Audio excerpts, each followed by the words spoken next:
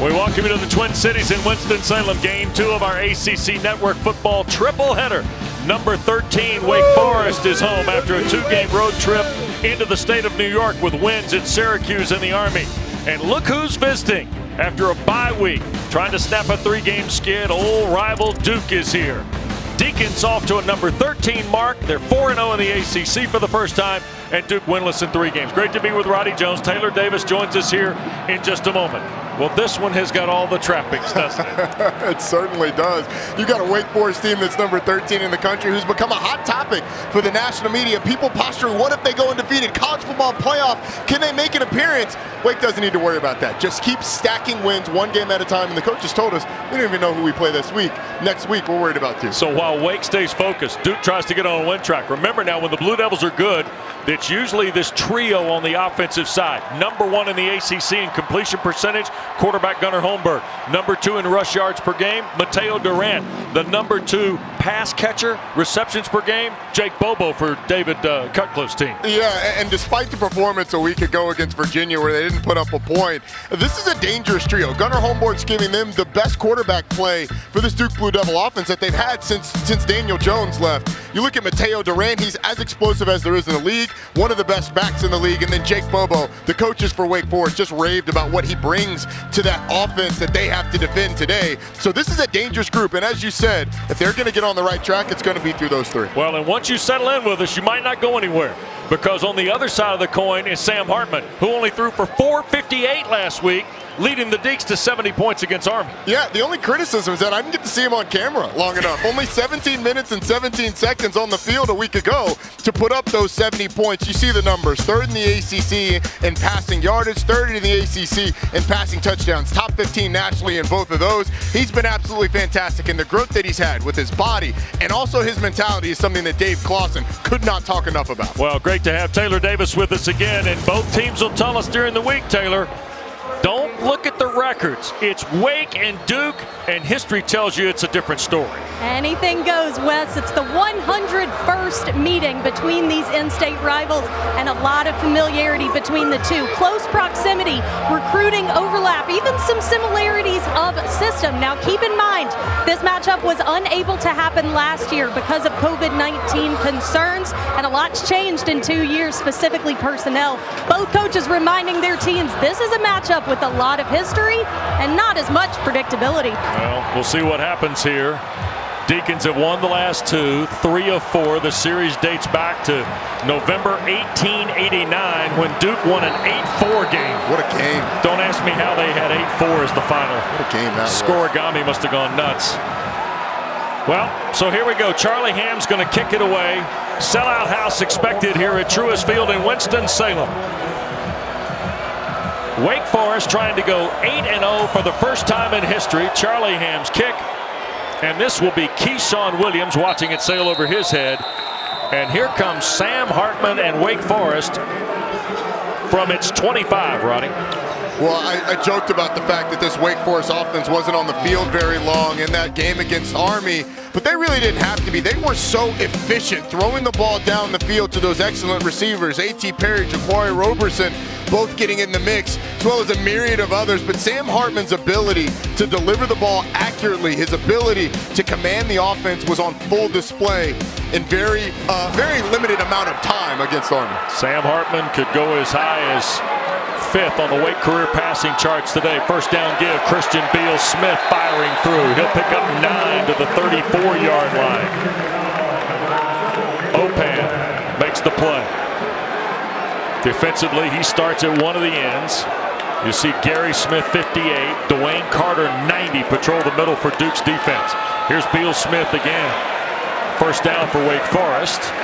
And Christian Beal-Smith, who played at East Forsyth High School here in the Twin Cities, gets the carry for the Demon Deacons. Wake comes in now, 5th in the league in total offense, 7th running it, 3rd passing it, number 2 scoring it after hanging 70 on the Cadets last week. 1st and 10, Hartman's first throw. Near side, and the catch made A.T. Perry, who's worked his way to the Biletnikoff list during the week, Roddy. And well-deserved for what he's done over the course of the season. And these receivers are going to be huge today. They're going to get a lot of one-on-ones, a lot of man-to-man coverage. Duke, one of the biggest man-to-man teams in the country. Beal Smith tries the right side this time. Good block on the perimeter. That was his tight end, Brandon Chapman, helping him out. Cross midfield before Lummy Young the tackle. You see the blocking up front that you mentioned. Number of guys out in front. Number 23, Brandon Chapman, one of the tight ends, doing a nice job up the field as well. At the Duke 48. Hartman gonna launch, and Perry got knocked down in a collision, and here comes the flag. Looked like he got tangled up on the play with Nate Thompson. Here's Gary Patterson. Holding, number 33, defense, 10-yard penalty, automatic, first down. Was Leonard Johnson the corner? Yeah, you're going to see Perry. He's trying to get up the field. You just got that tug on the back by Johnson, and then the trips over the feet. But it's the tug on the back that really gets you on the hole. So 1st and 10 after the penalty, the ball at the Blue Devil 38-yard line. Hartman fakes the throw, down the seam. Jaquari Roberson, touchdown, Wake Forest.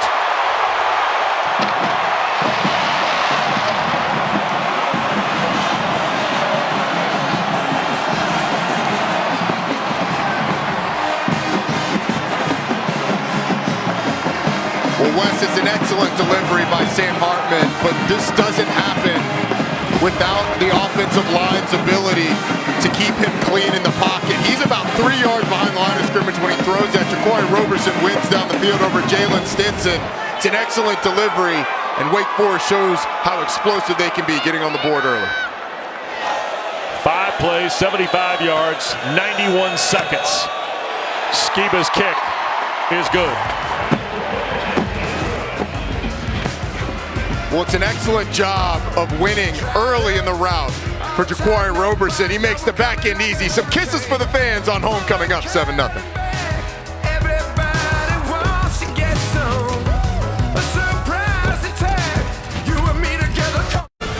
ACC Network Football is brought to you by new Coca-Cola Zero Sugar and Wendy's Hot and Crispy Fries. Try the best combo ever today.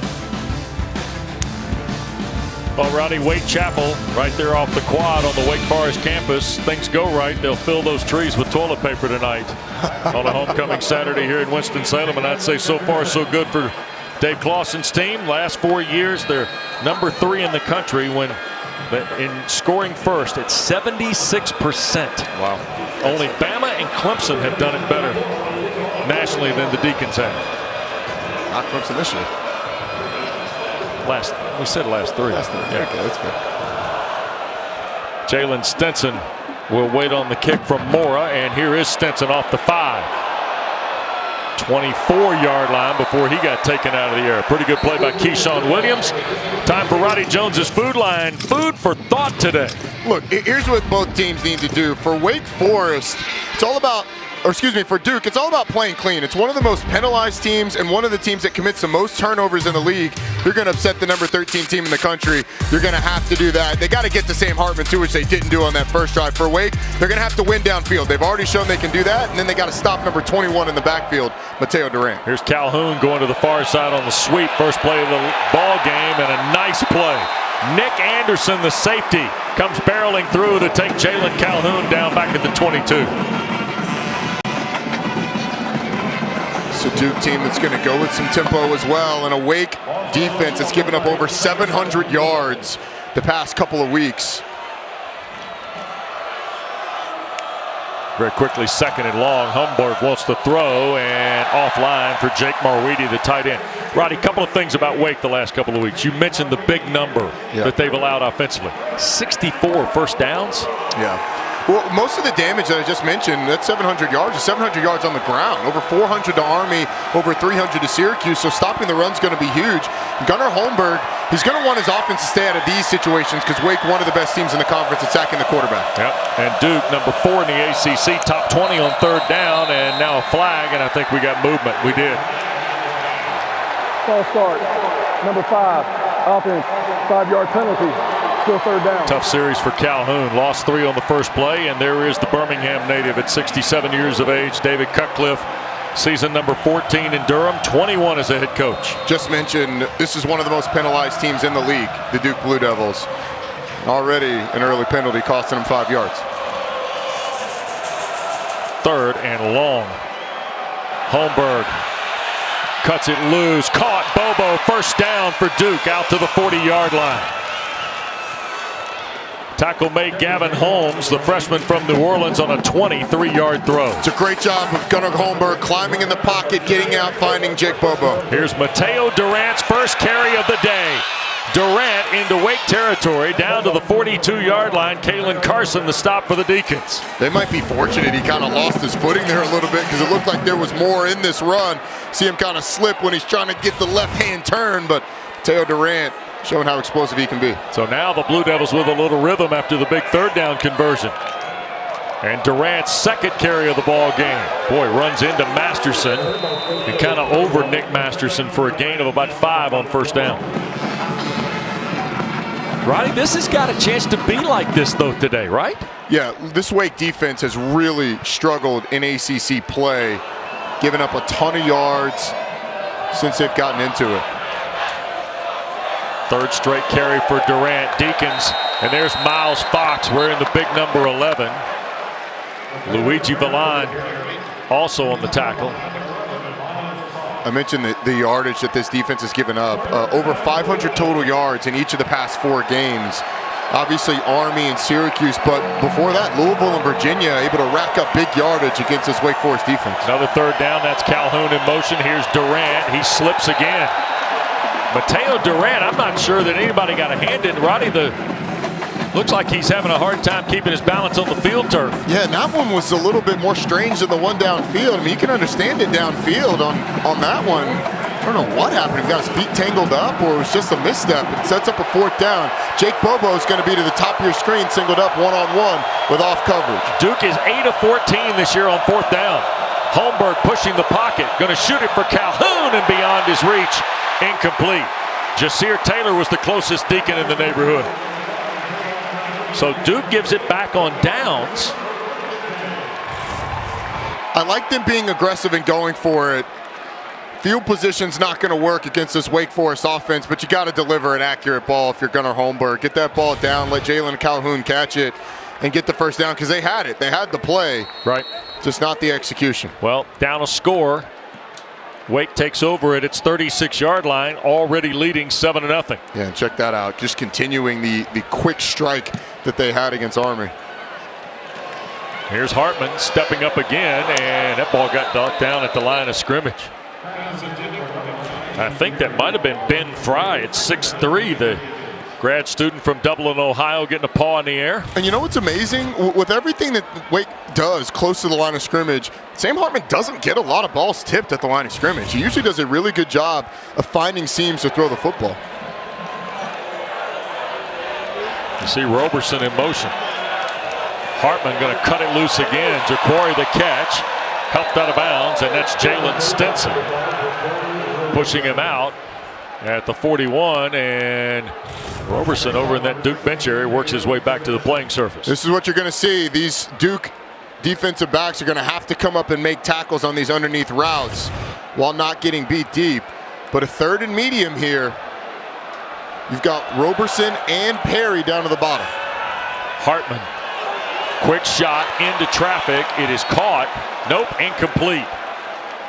The intended receiver was Jaquari Roberson, but it's ruled incomplete, and Ivan Mora will come on and punt for the Deacons here. Well, Coach Clausen, second possession. Got to stop and couldn't do anything with it. They didn't miss, by the way, Ivan Mora. He didn't even see action last week at West Point. There was no punting involved. No, there was not. And in fact, Ivan's been over there just eating the meals on the travel squad. Non-participation role. October 9th was his last punt. Welcome to Halloween. Look at this. All that time off, and he kills it. And the fielding, Blackwell fielded it, and then he got lit up. Was that Beal Smith downfield?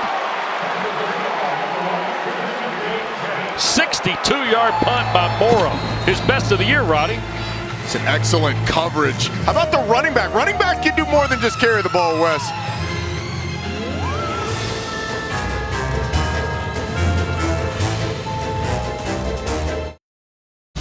Well, it is homecoming here in Winston-Salem, and some big league work being done, Roddy, outside Truist Field. Big league work by that plate. I mean, he's putting a lot of trust in that thing, loading it up. Yep. Duke will start from at 7. The hill here at Truist Field is covered. Folks are here. Sellout recorded.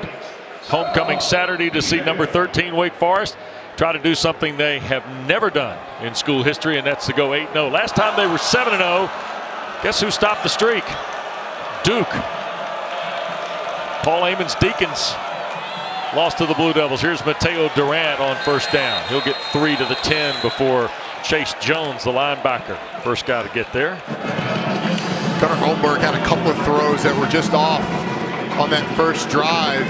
But the thing that I think should have been impressed to him on the sideline is you got receivers open. You're going to have opportunities. Just settle down and deliver the football.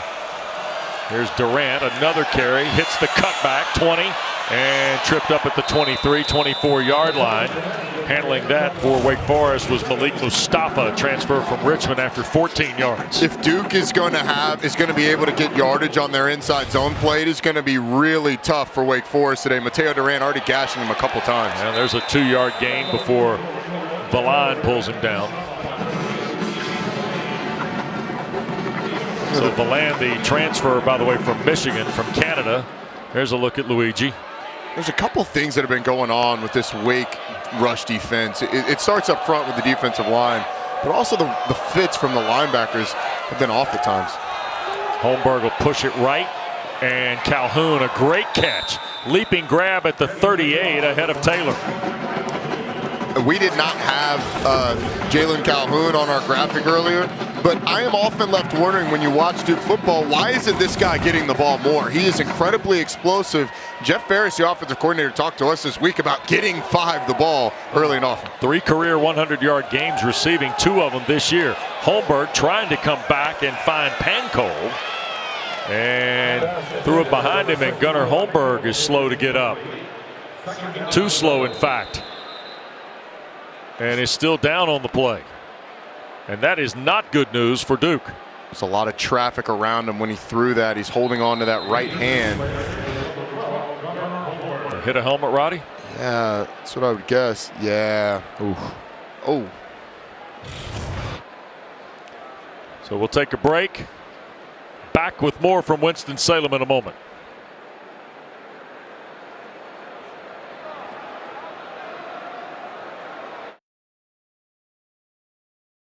Gunnar Holmberg was able to get off the field. Looks like they're taping up the left hand. And interesting, Duke has changed their battery. Not only has Riley Leonard come in to quarterback for a 3rd time this year, played at Virginia 2 weeks ago, so is Jalen Coleman as the running back. Here's a little shovel pass, and this is Coleman trying to make a man miss. And guess what? They got 4, maybe 5 out of it. Travion Red, the stop for Wake Forest from the secondary. Yeah, you mentioned they were tending to the hand of Gunnar Holmberg. You could kind of see when he came up, looked like one of those situations where your fingers get twisted up a little bit. So it's going to be Riley Leonard on this 3rd down play. It's like you're going to have to deliver the football. Leonard 8 of 12 throwing it this year, 81 yards. And he will try to keep it, and the Deacons rallied nicely. Chase Jones, the first guy in a black hat there.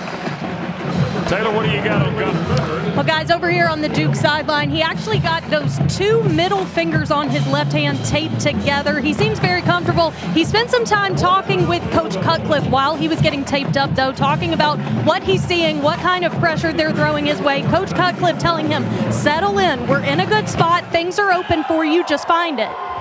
Sorry. Well, what sage advice you get when you come to the sideline. Calming influence David Cutcliffe from B. Roddy. Yeah, absolutely. Taylor Morin to wait on the punt of Porter Wilson. Look at this thing. 2 really good punts to start the game. Morin inside the 5. Tries to get to the perimeter. Flag down, 15. And he'll be taken back shy of the 20-yard line. And it was Lummy Young, I think, on punt cover for the Blue Devils. A 56-yard punt. And we will check the flag here from referee Gary Patterson. During the return, illegal block in the back. Number 82, return team. Half the distance to the goal. First down. You're going to see it. Yeah, it's not much, but it's pretty clear. The thing is, Taylor Morin fielded that on like the 3-yard line. Let it go into the end zone, and that's never a case. You got to go 18 yards, 17 yards to get the yardage back that you would get just by letting it hit and go in the end zone. We're seeing that a lot in college football now, and usually it's when you have those the nose down kicks, the sort of the pitching wedges. That one was was surely going in the end zone had you let it hit. But now his team's inside the 5-yard line starting off. Boy, we exploded out of the gate here in Winston-Salem. Now we've exchanged punts, which is almost foreign territory for both these schools. Seriously. Now Hartman and the Deacs off their 4. And this is the first carry of the day for Christian Turner. There's a transfer from Michigan, redshirt sophomore from Buford, Georgia, wearing 0. He had 15 carries for 56 yards and then just 17 total carries in the last 3 ball games. Picked up 3 there, 2nd and 7. We'll see Turner, we'll see Justice Ellison as well today. And here is Hartman rerouting on his drop, throwing down the field and incomplete, looking for Keyshawn Williams. Crowd of Deacon fans on this near sideline wanted a flag on Jalen Alexander, nothing coming. Yeah, and nothing should have come. The ball was overthrown and just a little bit out of the reach. Yeah, good no call there, absolutely. It's all of a sudden now 3rd down and a full 7 for Wake Forest. Hartman straight drop with time, now flush to his left, and he will throw back. And did Chapman hang on? He did at the 24. Brandon Chapman, the 5th-year senior, hauls it in against the linebacker Ryan Smith for the first down. It's a great catch, and for Sam Hartman to deliver this football against the way he's running, just kind of flinging it out for Chapman, who's got to catch it under duress. It's a great 3rd down play coming out of the end zone. Just the 4th catch of the year for Chapman. Here's Hartman going to gun it downfield, looking for Williams. Did he hold through? He did. In Duke territory and a first down at the Duke 40 for Keyshawn Williams. You turn on the film of Wake Forest, and one thing you will see every single game is how competitive they are at receiver. When the ball's in the air, it is their football. They go up and get in. Keyshawn Williams makes a massive play. 2 big throws by Hartman. Here goes Turner to the perimeter and banged out of bounds after a gain of 4 or 5 by Leonard Johnson. It can be really disheartening for your defense. You had a great setup on 3rd down. You defended the first play. Hartman escapes, flings it downfield. You barely miss knocking it down. Then the big play after can really put you on your heels. Turner looking for room again. And maybe just a yard or 2 toward the 32. Shaka Hayward comes in as the Blue Devils' leading tackler. 60 stops, 6 of them behind the line on the year. Heading into today. Wake in 2-down territory, Rowdy? Oh, absolutely. Hartman shoots it middle of the field. A.T. Perry the catch. First down for the Deacs, just outside the 26. And the reason I think you are is because you're always going to get you are going to get more one-on-one matchups against Duke than anybody. And guys like A.T. Perry, you saw the route running, the ability to vary his pace and then explode on the slant, catch the football. You may be able to get that all day. Hartman going to work on first down. Now steps right, flag down, behind the play. Hayward edged him out back near the 21, but I think this is going to come back to a hold at the line of scrimmage. Gary Patterson. Offense, number 62, 10-yard penalty. Repeat first down. Well, that's on the big freshman Devontae Gordon at right tackle. Devontae Gordon has stepped in and done a nice job. Had the early injury early in the season, before the season, to Javonte Nash, one of their most experienced players. He's done a really nice job there at right tackle, but that time just a little too handsy. Back to the 37 on the penalty. Hartman 6 of his first 9 for 106 and a score.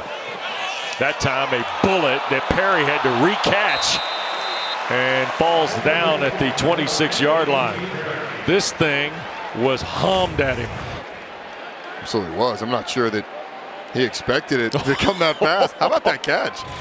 It's impressive, the concentration. Like tracking a meteor. Yeah, exactly. 2nd and 9. Boy, Hartman, great balance. Now going to run with it. First down and more. 10-5. Touchdown for Sam Hartman.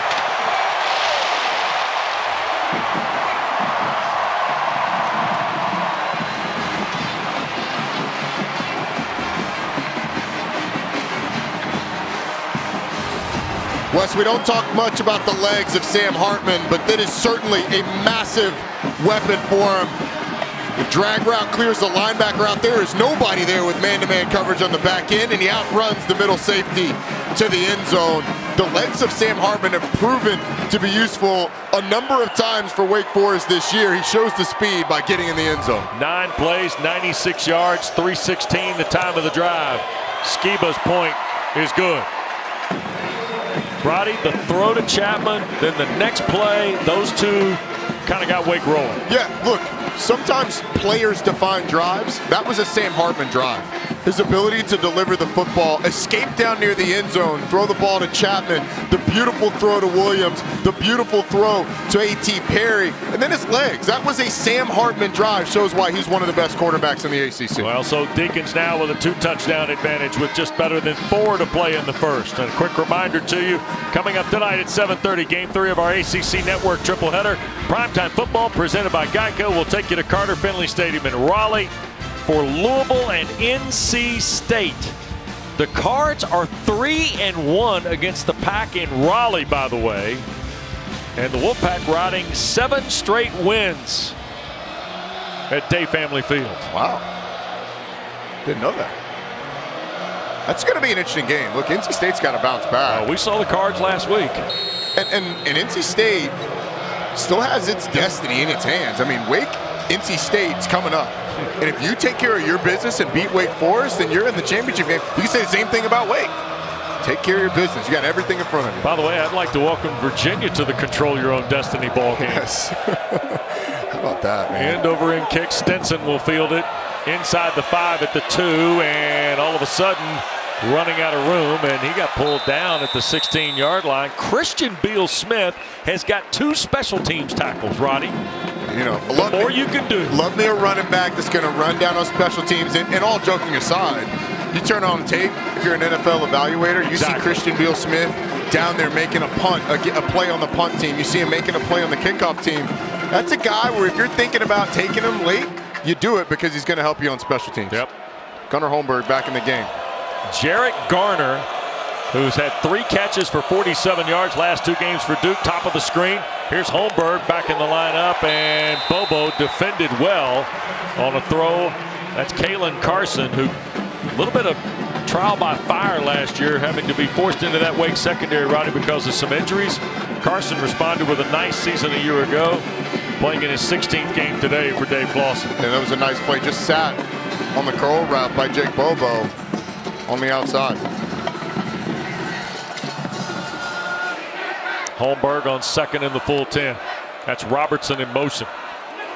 Here is Durant, and he will pick up almost 5 to the 20. Tackle made by Suleiman Kamara. I know you don't want to be overly predictable if you're Duke, but I mean, they've gotten a ton of yardage on their inside zone plays early in this game. Here's Holmberg, cuts it loose, middle of the field. That's Jarrett Garner, the catch. A stiff arm 35, 40. Garner toward midfield, forced out of bounds into the Wake bench area after a 30-yard throw from Gunnar Holmberg. Check out this catch. Scales the ladder to go and get it. After he does a nice job after the catch. Gunnar Holmberg, despite that finger injury on the non-throwing hand, came back slinging. Here's Durant. Look at everybody missing, but not Luke Masterson. Mateo Durant got into the fold of that, Roddy. Well, you tell me, what's a running back thinking when you dive into traffic and say, I'm going to reroute here? Yeah, well, Mateo Durant's got such great speed that you try and get outside. The thing is, I don't like it when running backs do it, when they're doing it with the ball on the inside hand, because you've got nothing to fend off that defender. You're relying on pure speed. So that one, I'd love him to stick outside, get some positive yardage up inside. Cole Finney, the tight end, in motion. This is Durant right side. And Masterson and Anderson combined on the stop. So third down coming up for the Blue Devils. Roddy, here's a team that's lost 3 straight, 48-0 at Virginia 2 weeks ago, their last time out, off of bye week. Clearly trying to turn the volume up here early, but you're down 2 scores. Durant hits the cutback, first down into the Wake secondary, down to the 32 before Anderson makes the stop again for Coach Clausen's club. And they had that play on an earlier third down and just missed the block on the split zone. That time, the defensive end gets too far up the field. You don't need the block from the tight end, and you're able to crease the Wake Forest defense. I like Duke running that play. Up inside, I mean, Wake has had trouble stopping the run. Here's Holmberg buying time. Now he'll run with it and slide down smartly at the 25. So second and about 4 for the Blue Devils when we snap it here in the final 2 minutes of quarter number 1.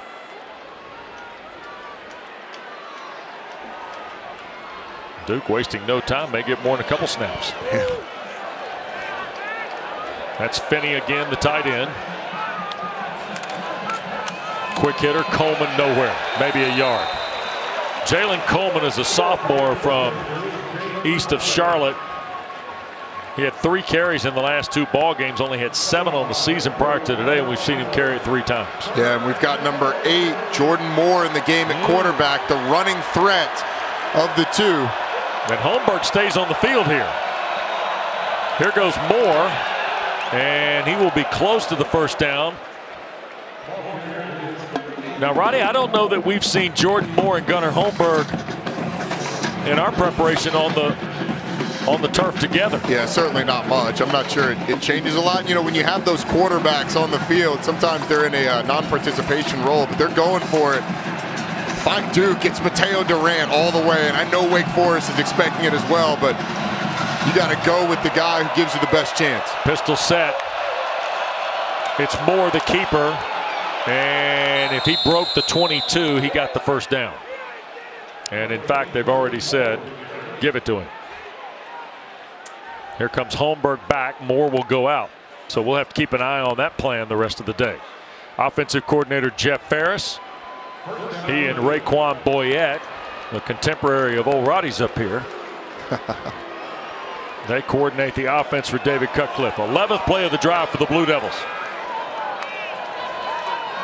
Holmberg in the pocket, eludes the pressure, and will fall forward and pick up a couple to the 19. Valane, the Michigan transfer, of the stop.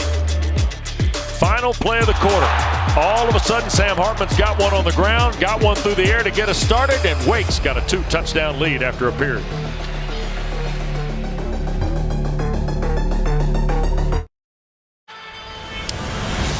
Winston-Salem on a homecoming Saturday at Truist Field with Roddy Jones, Taylor Davis, Wes Durham.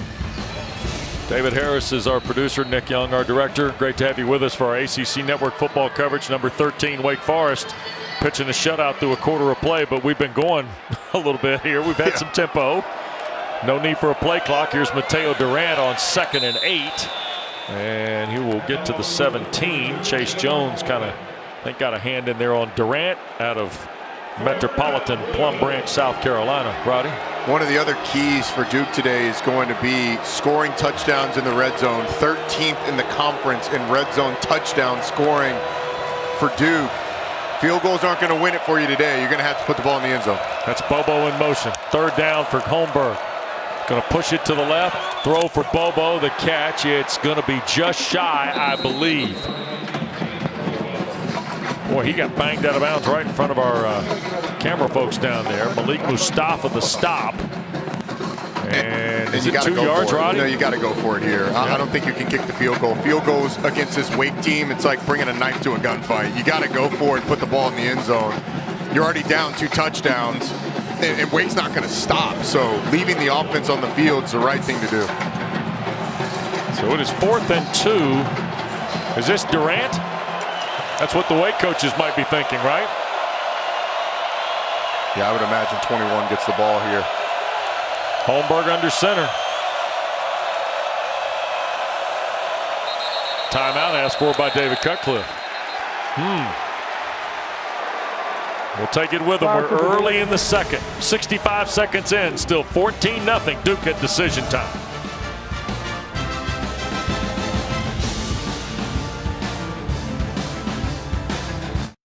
And reaching back for it was the tight end, Dalmolin, but out of bounds and incomplete. Chase Jones was the guy that closed the angle on Holmberg, the linebacker. I get what Duke's trying to do. The best player on the field for your team is number 21, and in those situations, you'd love to see him touch the ball. You're relying on the play fake to him to open it up on the outside, but it's a nice job by this Wake Forest defense, Jasir Taylor in particular, because they're trying to go to Dalmolin. He's right on him, and that ball thrown too late, out of bounds. Wake Forest gets another fourth down stop. Roddy, 14 plays, nothing to show for it. Deacons take over off their 13-yard line. And Christian Beal-Smith back to work. Maybe a yard or two, tried to get back up. Whistles blow, and Christian Beal-Smith, it's only his fifth carry, but he's been doing work. A couple of tackles already. Yep. Love to see that. Hartman tries to cut it loose. Donald Stewart the catch. Knocked out of bounds near a Wake Forest first down. Josh Blackwell, the corner to the boundary side. You know, the timing on this Wake Forest offense is impeccable. I mean, as soon as Sam Hartman takes the snap, he diagnoses where he wants to go to the ball, and he's delivering it right as these receivers are coming out of their breaks. So hard for those DBs to defend. Here's Hartman. Thought about the run, now backs up. Oh, he's going to cut it loose. Down the far sideline and beyond Roberson, who was in coverage with Jalen Stinson. Now, if the ball's on line, Chikori's going to win it. He's 6'1", and Jalen is 5'8". But watch Christian Beal-Smith coming around, picking up the blitz, and allowing his quarterback some time. That's Lummy Young coming off the edge. I don't think these running backs for this Wake offense get enough credit for all the things that they do. They're involved in the pass protection after those play fakes, even on those RPOs. Do an excellent job there as well as running the ball. 2nd and 10. Hartman thought about it, now in trouble. Hayward fell down, the throw and the catch is made. Morin hangs on, but it's inside the 30. So it's going to be about 3rd and 5 here, Roddy. Well, Duke is able to get to Sam Hartman there, but they don't bring him down. And then downfield, you see the competitiveness by Morin, who's moved outside this year from his slot position before. Here's Hartman, middle of the field, the catch made. That's Whitehart, the tight end, first down. Ball out to the 45-yard line before Thompson knocks him down. 17-yard throw. Watch 85 there in the middle. The stutter, that's all he needs. And then the timing. I mean, as soon as he puts his foot in the ground to make the cut, Sam Hartman's going to cut it loose. Whitehart catches it, is able to get upfield and get some extra yardage. Fresh set of downs. Here's Wake now, leading by 2 scores, looking for more. Hartman going to cut it loose. Donald Stewart overthrown. Stewart is a guy that has started to pick it up. 2 catches in each of the last 3 games, including last week at Army. And you get the feeling that Wake is adding to the receiving depth that already has Roberson, Perry, Morin, Keyshawn Williams. And let alone we've seen 2 tight ends catch balls here in this first half. Yeah, I mean, look, when you run as many plays as they do, you're going to need depth, and they certainly have it. 7 different guys have made plays in the air, and now Beal-Smith, stiff arm on the edge, and slips down at the 47 of the Blue Devils. So 3rd and 3 coming up. Great patience before bursting it outside. And in this 3rd and 3, I mean, everything's in the playbook for Wake Forest. Whitehart, it's dangerous. You've got Roberson and Perry are going to be to the bottom of your screen. There they are. Morin's at the top, singled up. Hartman now will keep it again. He's already had his career best run. Now he's going to do something else. 15, 10, took on a man at the 7 and plows out of bounds. It'll be 1st and goal at the Duke 6. Leonard Johnson was the last line of defense, and now flags come in. Personal foul, targeting, number 33. Oh my. Defense, half the distance to the goal. Automatic first down. Previous play is under further review. Okay, Roddy.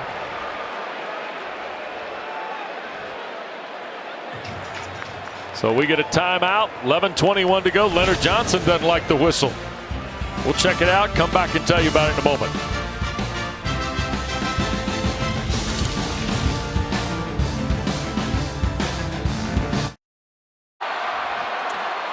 All right, Roddy, take me through it. Well, I think the reason that the flag is thrown is because you have Johnson putting his head down, but you have to have forcible contact with the crown of the helmet. That there, not forcible. Sam Hartman really makes the contact, so no targeting. First and goal at the 6. Beal Smith in the gun here. Little wildcat for the Deacons of Dave Clawson. And number 1 trying to find a place to run and cannot. So second and goal coming up. They haven't gone to that wildcat as much as they have in past years this year. Mm-hmm. You know you have to prepare for it when you play against a Wake Forest team, but I think Wake Forest this year, you don't want to take the ball out of the hands of Sam Hartman, although Christian Beal Smith getting an opportunity there. Yep. Hartman now will put Beal Smith sidecar with him. A.T. Perry lined up one-on-one to the bottom. Wow. Here's Hartman. Quick look. Now will he run again? No, he's trying to get some help. And he'll end up losing a yard back to the 4. Ben Fry, who recovered a couple of fumbles in a ball game earlier this year against Northwestern, is able to track him down. It's a nice job by Duke on defense. When they flip the back over, Leonard Johnson, who's up on the line of scrimmage, backs off, kind of making it a little more predictable where you're going to go with Perry. It makes it easier on the cornerback as they're lined up to go again. 11th play of the drive. Here's Hartman again. Nobody home, and he will score on the ground again. All the other options are covered, Roddy. Well, there's 2 parts when you're playing man-to-man coverage down near the goal line. 1 is covering the defenders, the receivers downfield. It's 2 is accounting for the quarterback. Everybody's got their back turned that's in coverage. You lose contain on the edge of the defensive line, and Sam Hartman's legs have become the biggest weapon for Wake Forest. 11 plays, 87 yards in 3 minutes and 51 seconds. And Nick Skiba's point after is good. Sam Hartman has 2 rushing scores, and he's got 2 big runs in the game, too. Absolutely does. Get the seal on the outside. Sam Hartman, dual threat quarterback here today, Wes.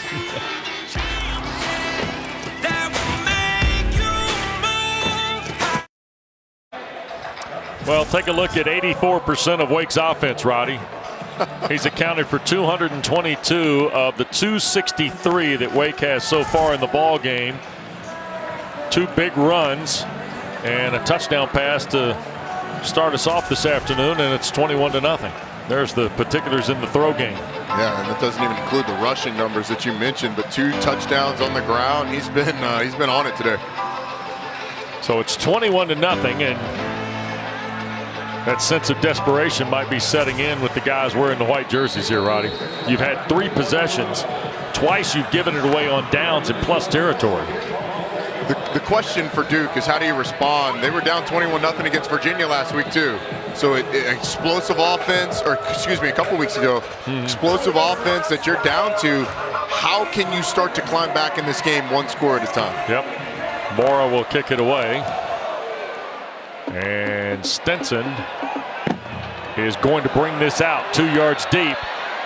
Stutter step at the 15, now in trouble. Black shirts falling in, and he'll be taken down back at the 10-yard line. And Jalen Hudson, the linebacker, makes the play. Taylor, we're getting our full screen of Sam Hartman here today. We sure are. And guys, a key piece of that RPO success is his ability to make multiple reads before deciding to hand it off. I talked to Sam this week to get his take on it. He said they capitalize on different tendencies, and it's about communication and trust for him to make the right checks. He said it's like knowing the answer to the test before you take it. Guys, he's got the answers today. Got A+ so far. Holmberg, quick throw. What a catch. Pancol up the ladder and across the 30 for a Duke first down. Great catch, great delivery by Gunnar Holmberg. In rhythm, scooting up in the pocket, delivering the football. it's interesting, to Taylor's point, you're getting some QB action. Yeah, this is Moore again. Yeah, with Holmberg on the field and Moore trying to go to work, and he will pick up a yard to the 34 and pay the price on the back end with DJ Taylor, the linebacker, cutting in. Also Malik Mustafa. Just quickly back to what I was saying about Sam Hartman. Lyle Hemphill told us that Sam Hartman could go blindfolded, take the snap, and know where to go with the football. I thought that was pretty impressive. I'd love to see that. Maybe our next visit. Right. Here is Durant, big seam, flag thrown as Mateo Durant, and the ball got knocked loose. And it's recovered by the Deacons. Travion Red comes up with the fumble after it was jarred loose by Gavin Holmes. Holmes raked it out of there. Now we'll check the flag, but if this is on Duke, it'll stand as a fumble. Holding, offense, There you go. number 88. That penalty declined. First down, Wake Forest.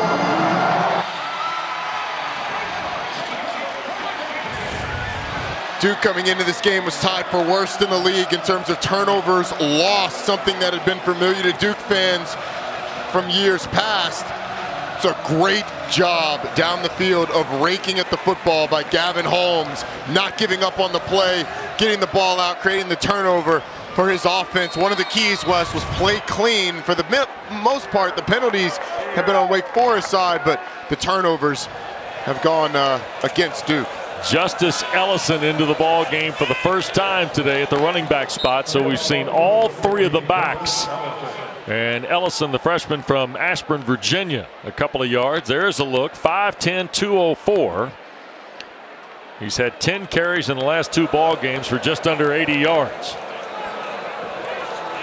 That ball got batted down at the line of scrimmage, and that was handled by big Dwayne Carter.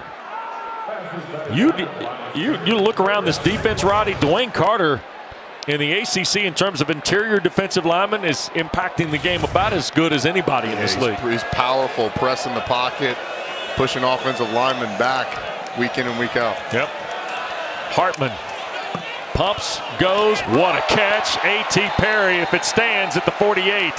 That is some kind of catch against Leonard Johnson. Sam Hartman once again in rhythm, delivers it. Oh, A.T. It's good on Sundays, A.T. Wait a second, is it good on Monday? Oh, it's good on Monday. It's good every day of the week, honestly. Little wide receiver U for A.T. Perry, huh? There you go. Here's Hartman looking for Donald Stewart, who makes the catch. Back to back, Roddy. We've seen a few of them here today. I know your phone. Let me look at your phone. I'm sure it's lighting up in the text chain about wide receiver U. That one a great throw. Do we have Dime City or something like that? Because Sam Hartman is a resident there if we've got that. Back-to-back throws by Hartman. Wake in business again. Hartman looks, throws. That is Keyshawn Williams collecting at the 16 with Alexander. And a flag on the field here with 7:29 to go in the first half. Personal foul, illegal hands to the face. Number 59, defense. Half the distance to the goal. Automatic, first down. Wes, in talking about this game before, you knew Duke was going to have to play as well as they could. Right. As clean as they could to be in this game with Wake Forest. And let's just say on the eve of Halloween, it's been a frightening start for the Duke Blue Devils. And it's about to get scarier if Wake's able to put the ball in the end zone. First and goal at the 8 following the penalty. Ellison stays in the game with Hartman. And it is Justice Ellison. And he will dig to about the 3. And that's where Duke with Mausi making the stop, the linebacker. Hartman now 13 of 19 for 200 yards. And Roddy in the process, 200 yards moves him to 5th all time in passing yardage at Wake Forest. Here's Hartman. Quick throw, end zone. Perry almost flagged that down one-handed against Leonard Johnson. And a flag on Leonard Johnson. Yeah, anytime the jersey's hanging off the shoulder pad. Yeah. On a pass play, it's probably going to go against you. Although, I mean, you could call that. There's no foul for pass interference. There you go. Third down. I was just about to say, you could have called that both ways because A.T. Perry's stiff-arming Leonard Johnson as Leonard Johnson's pulling the shoulder pad of Perry. Leonard Johnson, the call, the flag gets waved off. He's still legislating to the referee. Hey, that should have been offensive pass interference. Yep. Here's Hartman moving right. Quick throw, touchdown. Keyshawn Williams in the end zone for the second time this year.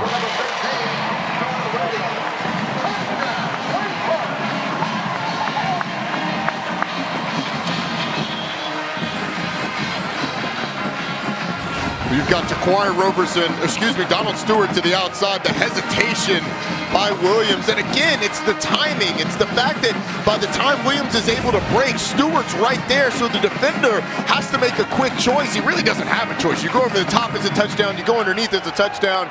The timing of these routes for Wake Forest, it's almost surgical precision that they run on. 8 plays, 69 yards.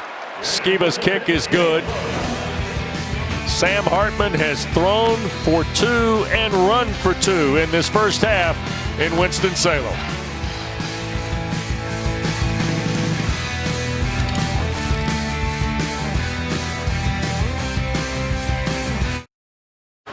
Well, 28-0 our score. You see Duke is 1 of 3 on 4th down, and 2 of those were in plus territory, Roddy. Sam Hartman's thrown for 2, run for 2. Wake scored touchdowns on 4 of 5 possessions. By the way, Hartman in the game now has moved past Gary Schofield and Mike Elkins. Wow. Part of the quarterbacking Elkins of the ACC. Older brother Rod was the quarterback at Carolina the last time they won the ACC championship. Yep. 1980. Mike was a few years later signal caller for Al Grove and some Deacon teams here in Winston-Salem. And then of note, Mateo Durant's gone into 6th all-time on Duke's rushing list as he comes back on the field. Quick reminder to you tonight after Louisville, NC State. You know what you get, don't you, Roddy? Huddle after dark, baby. Huddle after dark is right. Jordan Cornette, Coach Rick, E.J. Manuel pulling double duty today. E.J. Manuel will be back from doing raps on E2. Eric McClain. All 8 games come into focus. Got a lot of work, 8 games tonight. Got a lot of work to do. Guys will be there late with no socks on. Ball at the 25 for the Blue Devils, who need something offensively here. And a yard straight ahead for Durant. By the way, if you're just dialing into the Week 9 of the ACC, we've already got one upset for you. Yep. Miami led early and often today at Heinz Field and won 38-34 on Pittsburgh, handing the Panthers their first league loss, which brings Virginia, who plays later tonight out in Provo non-conference style, back into fold in the Coastal. And what a play behind the line there. Kendron Wayman taking down Mateo Durant. Look at this play. Yeah, just following the puller across makes the play. But this time of year, I mean, you mentioned Virginia back in it in the Coastal. The Coastal providing us with all of the excitement and uncertainty that we are used to. Here's Holmberg, and he'll be pulled down. Jasir Taylor off the blitz from the corner spot. And Duke is dismissed in 3 snaps, Roddy. The formula for Duke from here on, I mean, you're going to have to get some big plays. They've been able to drive the ball down the field, stalled a couple times in the red zone, as we said, but without those big plays and some fortune, you're not going to track down this Wake team. This 3 and out, and I mean, you stopped Wake once on the offensive side of the ball. It's starting to feel a lot like it did a couple weeks ago against Virginia. Taylor Morin is 2nd in the ACC and 11th nationally in punt return average. And here's Porter Wilson driving it to the 25, and nothing doing there. Stinson did a great job covering that punt for the Blue Devils. Jasir Taylor gets to Gunnar Holmberg. Wake gets the ball back in a big lead.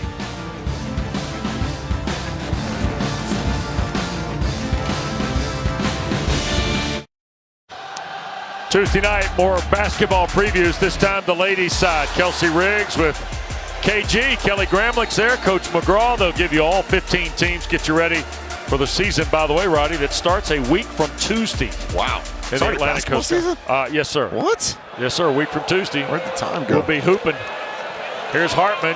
Deacons with a 28-0 lead, and he put one in a tight window, and a flag is going to be thrown here against Christian Rory. I think a late hit on the quarterback. Personal foul, roughing the passer, high hit, number 99, defense, 15-yard penalty, automatic first down. Seen this called a lot this year, Wes. Anytime you reach up that hand and try and bat the ball down, guys are coming down to the head or the face of the quarterback, and that's what Rory gets called for there. Christian says no, but I'll tell you the one thing Wake doesn't need is penalty yardage to help them out. Yeah, help. They certainly don't need that. Averaging 9 yards a play, and that is Turner across midfield and finally shoved out of bounds into the Duke bench. So Sam Hartman, who has had quite a first half, 2 passes for scores, 2 runs for scores, trying to throw one more log on the fire here before halftime. Don't forget, Tuesday night, 7 o'clock on ESPN, the unveiling of the initial college football playoff top 25. Massive question. Where will Wake Forest be? I think they got a shot to be top 10, to be honest with you. Hartman looping downfield. It's caught. Jamal Banks inside the 10. The 6'4" freshman from Washington's 3rd career reception. And the Wake Forest receivers are going to be, Coach, let me get one. Let me get a one-on-one down the field. He's up against Leonard Johnson, stems him to the outside, runs the post, goes up and gets it. And again, it doesn't matter who's in the game. When the ball's in the air, these Wake Forest receivers are so good at coming down with it. From Roberson, Morin, Perry. And there you saw Banks getting in on it as well. Yep. So Jamal Banks hauls it in. Here's Hartman now, 1st and goal at the Duke 11. And they'll hand the ball. Turner cannot get to the perimeter. Shaka Hayward. Outstanding play in space with Ben Fry also helping for the Blue Devils.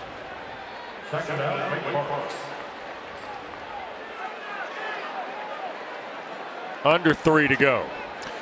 This Wake offensive line doesn't get enough credit, I think, Wes, because of the uniqueness of the offense and what they do. We talk a lot about the ride read, but Sam Hartman's delivering the ball from like 2 and 3 yards behind the line of scrimmage. You're not able to do that unless those guys up front are stout, unless those guys up front are getting just a little bit of push on that defensive line in both the run and pass game. Here's Hartman.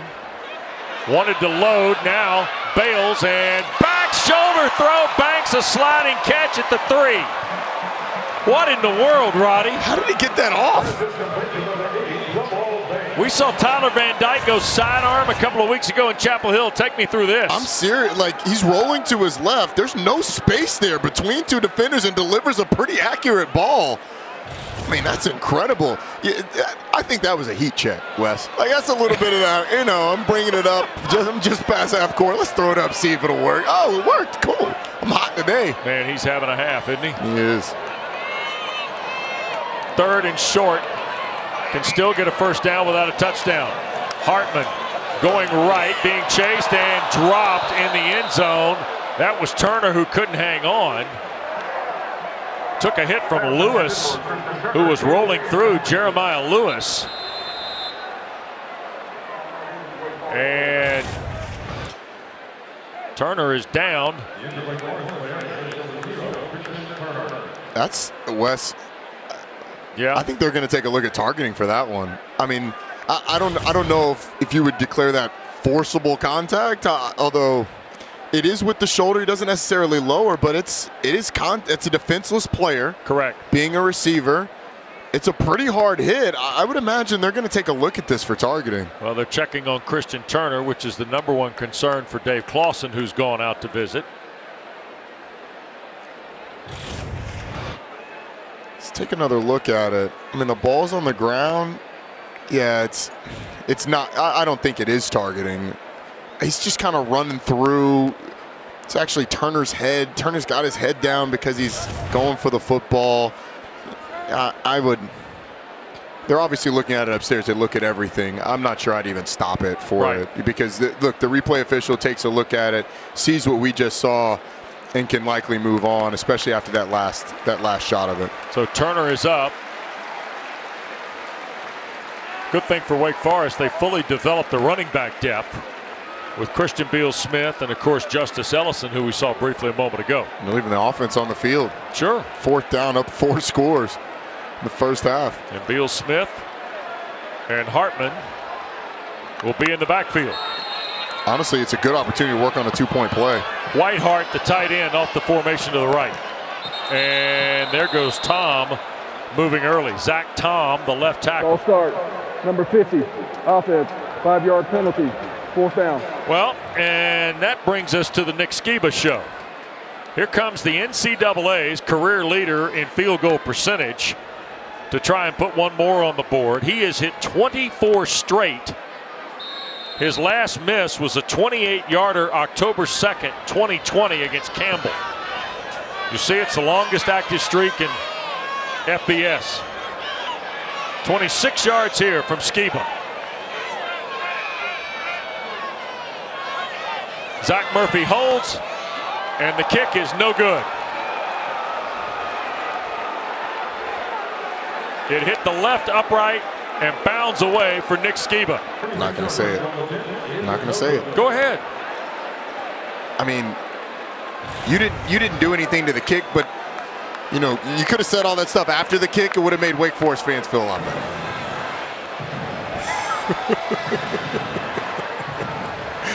Look, it's an eerie day. It's a day before Halloween. You know I got to give you a hard time. I just put it out there for you, man. Poetic about how great he's been, and he has been great. That one miss won't define it. I mean, unbelievable. He's been great. Yep.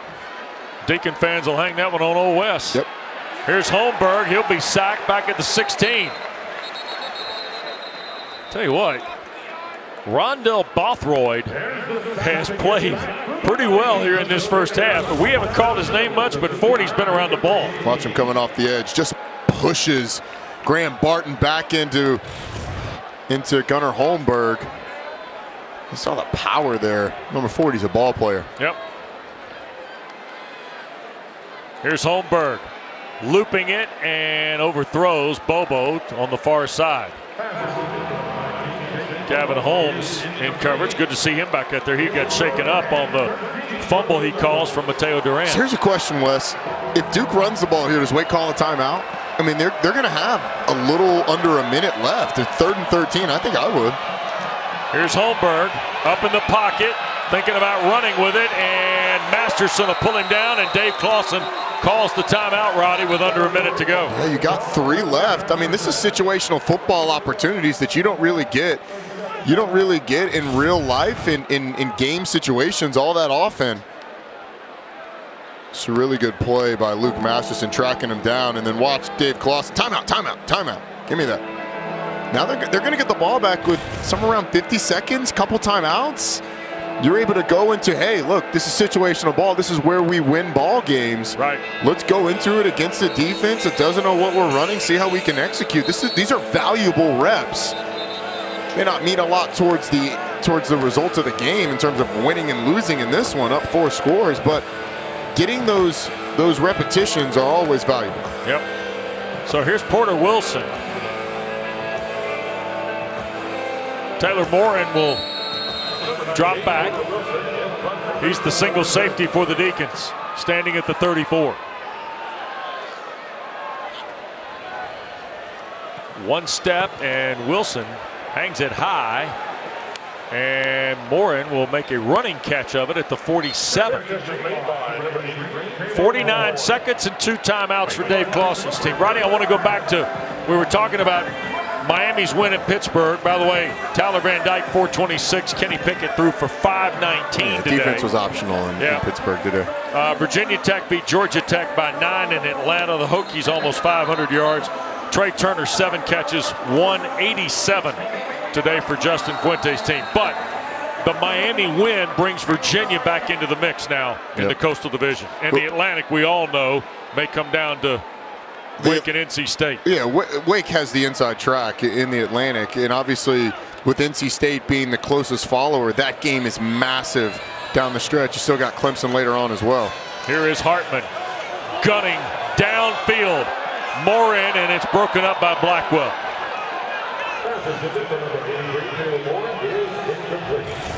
It's a good play downfield by Blackwell. Morin, not necessarily your prototypical outside receiver, listed at 5'10", and Blackwell does a good job of holding him to his outside and making the play with that inside hand. Sam Hartman 17 of 26 for 255 to 8 different guys here in the first half.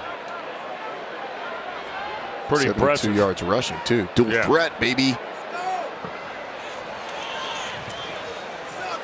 Here's Hartman and threw it just behind A.T. Perry on the crossing route. So 3rd and a full 10 with 39 seconds left. I think it's really the first mix-up that we've seen between Hartman and one of his receivers. Boy, A.T. Perry looks the part. The redshirt sophomore, Lake Worth, Florida, 6'5", 206, Roddy. 16 catches in his last 4 games coming in. Let's not forget, Donovan Green was lost before the season started, and you know, you would think the world ended, but A.T. Perry stepped in and had as good a year, if not better than we expected. Hartman on 3rd down, shoots it, and off the hands of Roberson, defended by Lewis.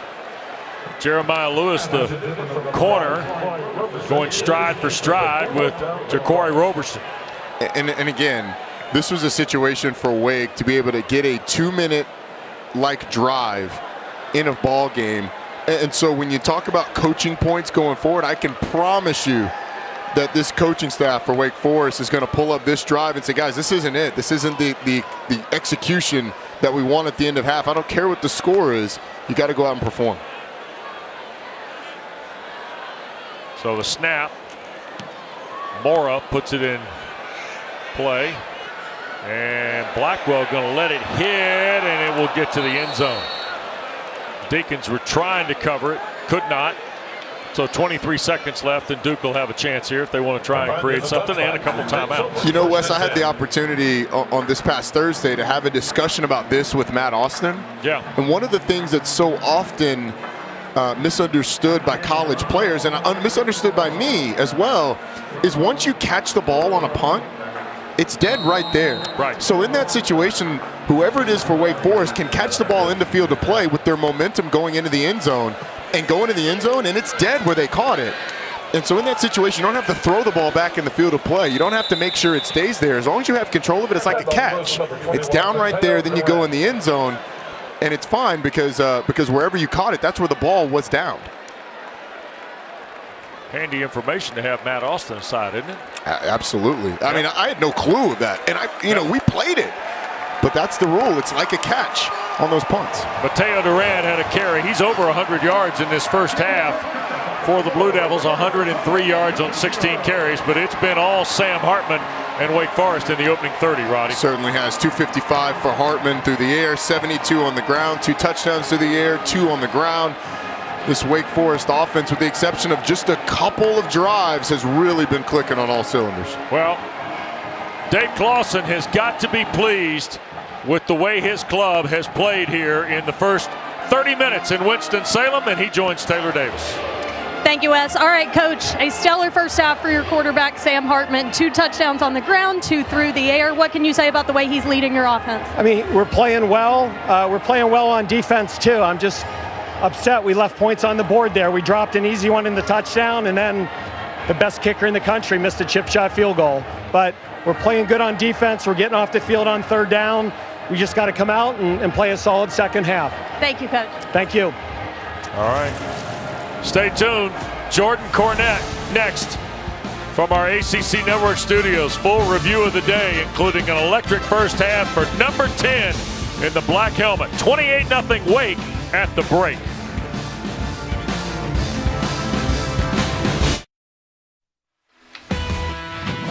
Well, second half getting ready to go at Truist Field, but the first half belonged to Sam Hartman.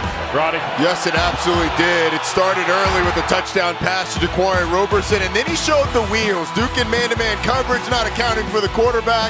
He gets to the end zone once, not once, but twice.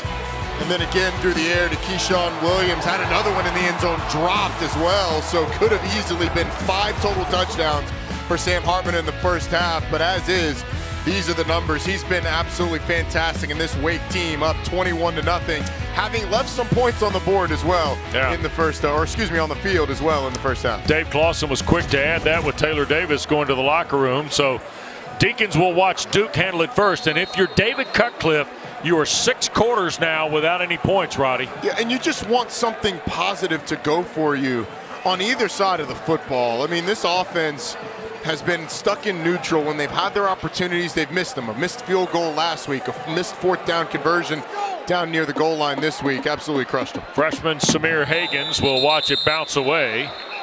And the Blue Devils with Gunnar Holmberg starting from their 25, Taylor. Well, guys, I spoke with Coach Cutcliffe coming out of the locker room at halftime. He was very candid with me. He said, that's the worst we've played in a very long time. He said specifically field position. He's disappointed with their lack of returns, really putting them in compromising positions there. He also said leverage in coverage. We're not getting any, and if we do, we're giving it up. Offensively, he wants to see more consistency and some RPOs. He said the opportunities are there. We've got to get it out of the quarterback's hands. Taylor, hang tight real quick. Here's Holmberg, first play of the second half from scrimmage, and Luigi Villain bats it away. Guys, here, based on our conversations with the Duke coaches leading up to this game, Taylor, I suspect they are incredibly disappointed because they talked so much in the preparation about the edge and the attitude they wanted to play with here today. Here's second down. Durant trying to sweep to the edge, and Wake rallies to the football. Miles Fox and Kalen Carson combined. Taylor, I remember that being specific pieces of our conversation. Absolutely. I mean, like we said in the open, there's a lot of familiarity, a lot of crossover with these two teams. And for this Duke team in particular, not with a road win on a 3-game losing streak, there was an intentionality heading into this week. You're just not seeing it yet. And it's going to be 3 and out, Roddy, for Coach Cutcliffe's squad. Jack Wollaball, the center, I think may have gotten tripped up with Holmberg there. Yeah, it's a disappointing start to the second half, and it's, you know, kind of more of the same. Missed opportunities for this Duke team. Here you come out of halftime, you're thinking, all right, we've got a good plan. We know what we're going to come out with. You have negative plays to start, and then on third down, your quarterback's trying to escape. He trips over the feet of an offensive lineman. Wobbly punt headed toward Morin. Whoa, what a collision at the 45. Tell you what, he took a big lick, and the Blue Devils had Brandon Johnson, a young freshman safety from just over west of Winston-Salem in Newton, North Carolina, on the coverage there. So now here comes Sam Hartman with 4 TDs in his pocket. And a 28-0 lead, Roddy. And like I said, it probably should have been 5 touchdowns. Not probably, it should have been 5 touchdowns in the first half for Sam Hartman. Thing that you want to see from Wake, you're the 13th ranked team in the country, likely to be a top 10 team, very close, if not a top 10 team when the first rankings come out. Hartman in trouble, and the Blue Devils get to him. R.J. Oben, who did not play in the first half, makes a huge play on the first snap of the second half. We were told number 94 there on the right side of your screen was not going to play in the first half, but he's long and he's got some pass rush ability. Does a nice job there of getting to Sam Hartman. Wake Forest is looking to take a shot early on. Try and put this game further out of reach. Oben with his 3rd sack of the year, and there's a quick throw from Hartman, and A.T. Perry back inside the sticks at the 48-yard line. It will be 3rd down and 7 for Wake Forest. You know, I think A.T. Perry has really answered the bell of the physicality of these Duke receivers. He's used his strength to create some separation on some of those routes. Here's a 3rd down for Hartman, and Duke bringing 5. Hartman going to cut it loose for Perry over the shoulder and caught inside the 20. 1st and 10 for Wake Forest.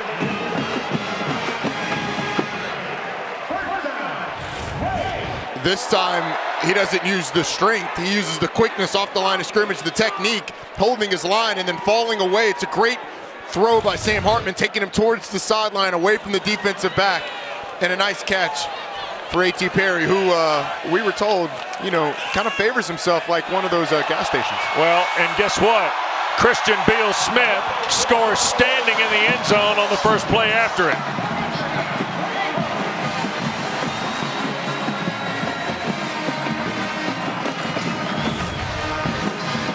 Look at the offensive line.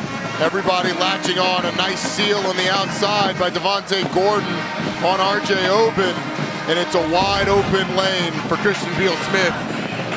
Couple of catches to the guy who says he's always open to get down the field. And then Christian Beal Smith, you could drive a truck through that hole, get in the end zone. 57 yards in 4 plays. CBS gets the touchdown on the ground, his 7th of the year.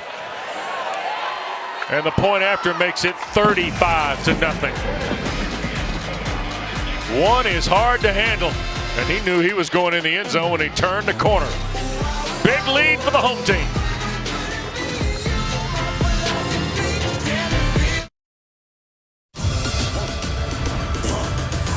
ESPN, home of the college football playoff. Run it. Well, college football playoff. First iteration of the CFP poll comes your way Tuesday night on ESPN.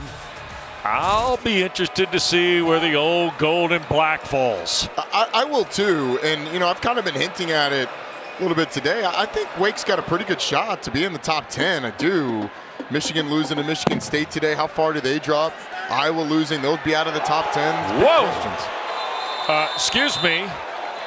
Hagens got derailed on the play. Wake Forest crashed downfield. I want to think Jasheen Davis was the guy that lowered the boom there.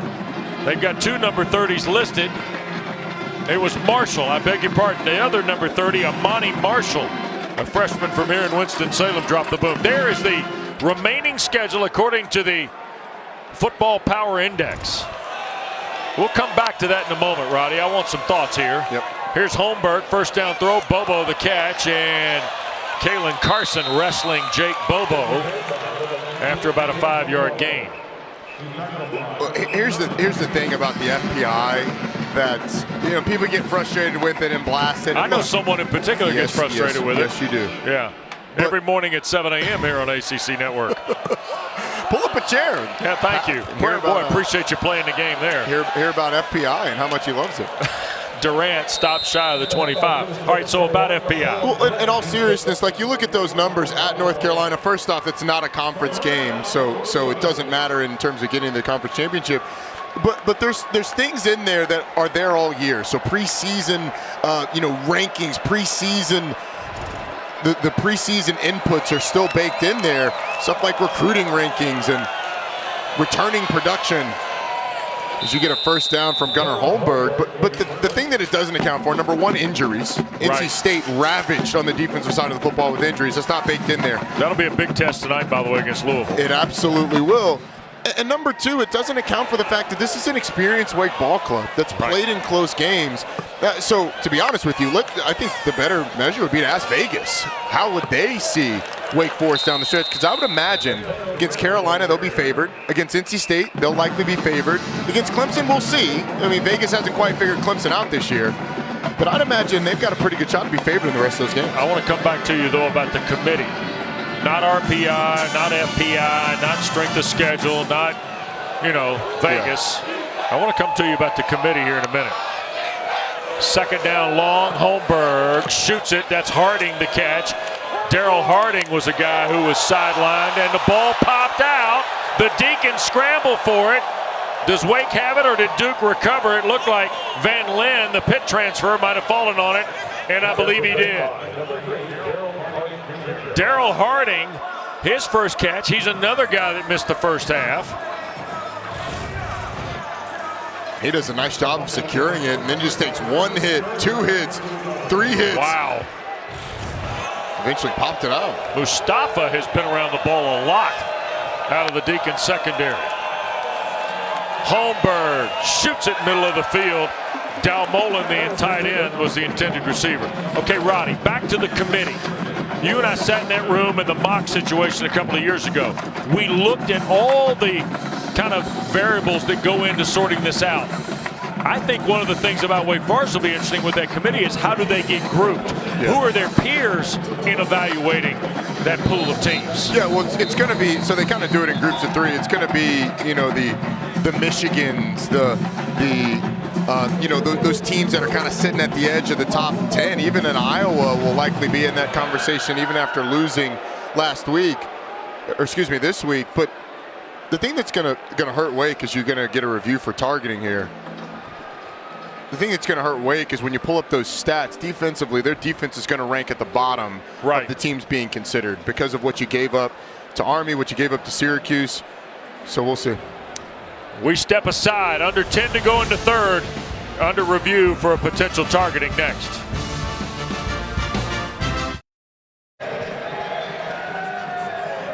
Roddy, no targeting on the play. Yeah, there was helmet to helmet contact, and the receiver was defenseless, but it was, in my opinion, nowhere near forcible. So Gary Patterson and his crew clean up the paperwork, and here's Porter Wilson to punt it to Taylor Morin.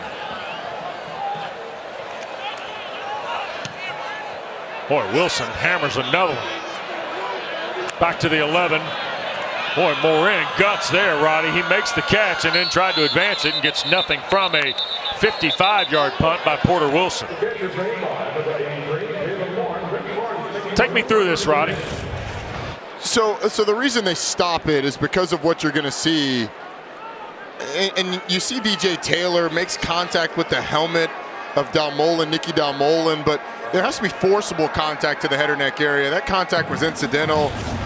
You got Taylor who's pulling up, who's not going to hit the receiver, so no targeting on the play. It's a good call.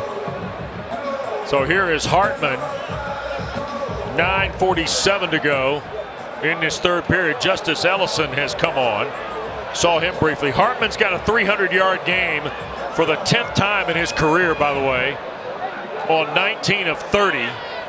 20th time in his career he has been over 200 yards. Today, by the way, is his 27th career start. But ironically, Roddy, it's his first against Duke. Yeah, it's interesting because, you know, they didn't play obviously last year. He was hurt when he started his freshman year, and then there was the Jamie Newman year where Jamie started. So I would say he's pretty happy with his so far with his performance against the Blue Devils in his career.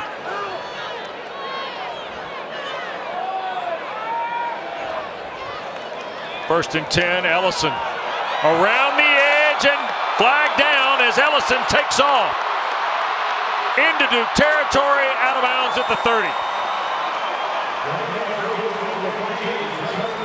I think it's coming back. Holding, number 79, offense. Half the distance to the goal. Repeat, first down. All right, so number 79, Sean McGinn. I mean, I guess that's a hold. He kind of had the outside. It prevented the defensive player from getting out there. So yeah, I'll give it to him. That's where it was. I don't have to agree with it or not. How many times do you get called for holding? Never, actually. I don't think I ever got a holding call on him. That was Orwin's thing. Orwin always got called. Seriously? Yeah, it was Orwin. You're going to lay that on teammate Orwin Smith? I didn't get called for it. Here's Turner in the ball game, and look at this, same play. Turner, a shoulder fake, and into Duke territory.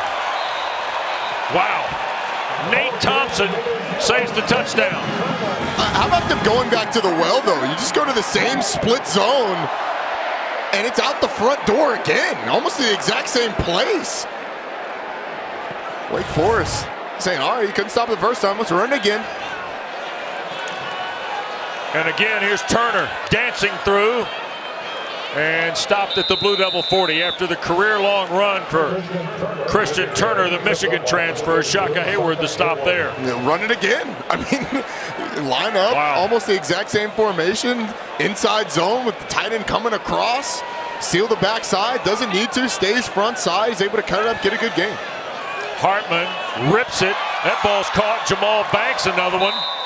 Down to the Blue Devil 26-yard line. Wake Forest has 7 plays, Roddy, over 30 yards today. Humming.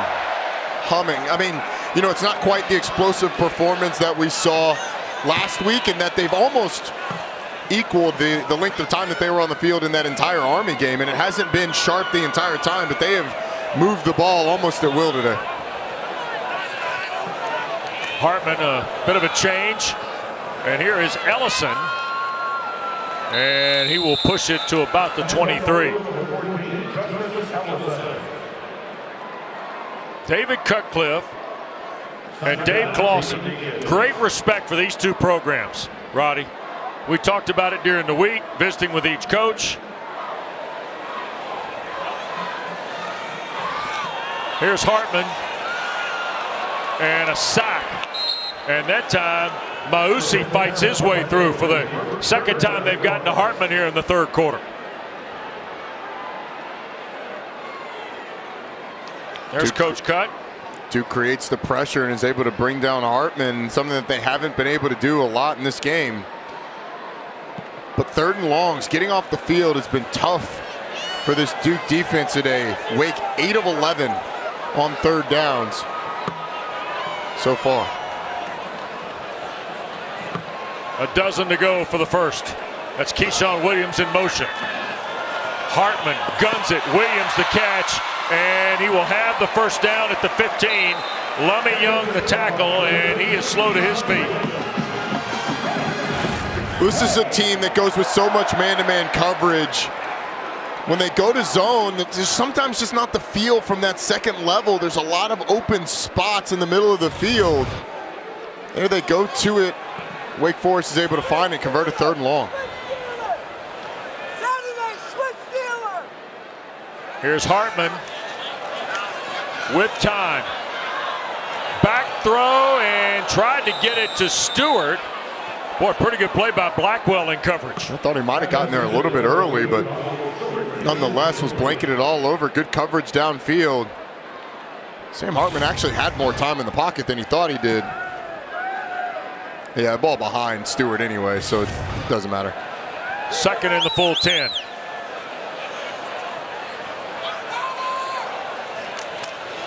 Ellison gets 5, 7, 8 yards to the 7. Nicely done by Justice Ellison. Aeneas Peoples, the defensive tackle, makes the play. Started sort of putting his head down and powering forward. Aeneas Peoples a little banged up on the play, but that offensive line created a lot of surge on that play. Timeout on the field as Peoples is, looks like it might be a cramp. Let's hope that's what it is at least. You could shake those off and get right back to work. Don't forget, coming up next, 7:30 Eastern tonight, kickoff over in Raleigh. ACC Network Primetime presented by Geico. Dave O'Brien, Tim Hasselback, Kelsey Riggs standing by for Louisville and NC State. You know, that one's going to be really interesting. Peyton Wilson out, Isaiah Moore out. There's two linebackers in the middle. How do they contain Malik Cunningham? And that is going to be absolutely fascinating because we saw him a week ago. He's playing at a really, really high level. Tanner Engel tonight is a major piece. Yeah, yes, absolutely. Especially when they do those naked boots. How do they contain him from that perspective? But the outside zone stuff that Louisville runs really puts a lot of pressure on your run fits. Homecoming game for Travion Cooley, by the way, who had a career high 70-some yards the other night for Louisville in the win against Boston College. You see the numbers on Cunningham. NC State's been stingy on defense. If the Wolfpack wants to stay in the shadows of Wake Forest, Roddy, after the loss at Miami, you have to win the ball game to keep working toward that setup game. Every game is massive for NC State. Going down or as they approach that Wake Forest game and that Wake Forest game, and defensively them rebounding and offensively, you know, they've kind of been up and down this year. They certainly haven't been as explosive as I thought they could possibly be. Haven't gotten quite as much production from the running back position as I thought that they would have coming into the year. You know, against Miami, it seemed like they were pretty predictable, running left a lot. Miami anticipated that. Louisville, on the other hand, has been susceptible on defense some. So I'm excited about that game. Excited to see how both teams respond. Louisville starting to play well, and NC State really needs to rebound. All right, quick check of the standings here. Let's take you to the Atlantic. You see where the Wake State thing is kind of in the balance. Those two teams still have to play each other. And Clemson, by the way, who leads Florida State at last check, right? Yep. Tigers, Not out of it. Louisville, not out of it. Not out Florida of it. State trying to win again. Meanwhile, I'd like to welcome you to Coastal Chaos again. The right? big winners of the weekend. Virginia. Right here. Oh, yeah. Yep. Virginia Cavaliers. Had to go all the way to Utah to get in the game. Yeah, exactly.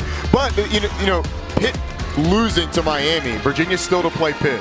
They win that game, they're in the ACC championship because they already have a win over really all the teams that are chasing.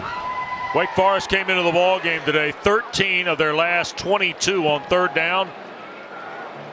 They are 9 of 12 today. Talk about scary. On the eve of Halloween, this Deacon offense is frightening.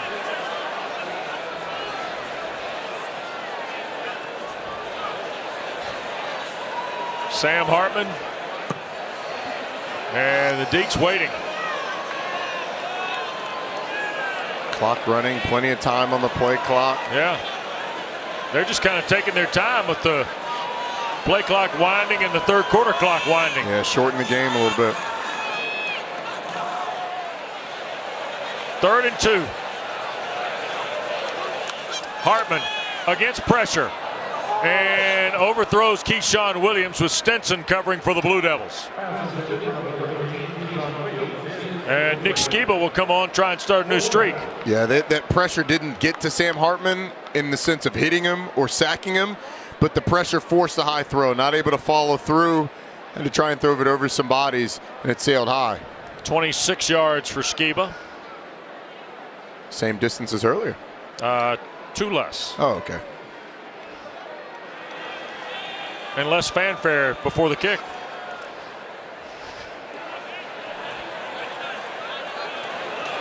Skiba's try, perfect. 38-0 Wake Forest. 5 minutes to go in the third in Winston.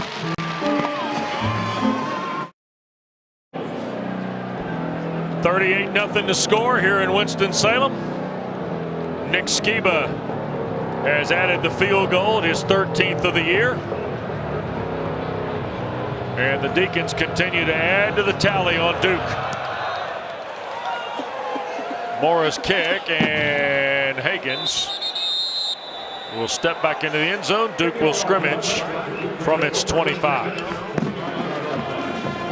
Duke's got to get some points on the board. I mean, we're approaching 7 quarters. 7 straight quarters of being held scoreless. Not touchdownless, scoreless. Now some of that's a missed field goal in the Virginia game, going for it down in the red zone on 4th down in this Wake Forest game.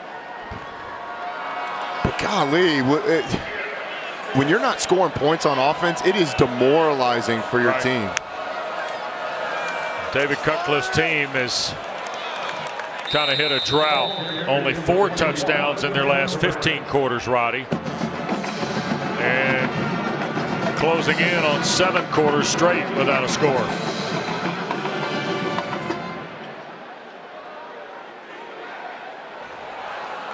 Winless in the league at 0-3 off a bye week following losses to Georgia Tech and Virginia. And there is Durant being taken down at the 28-yard line. Mateo Durant's delivered, though, Taylor. He's got more than 100 yards on the ground.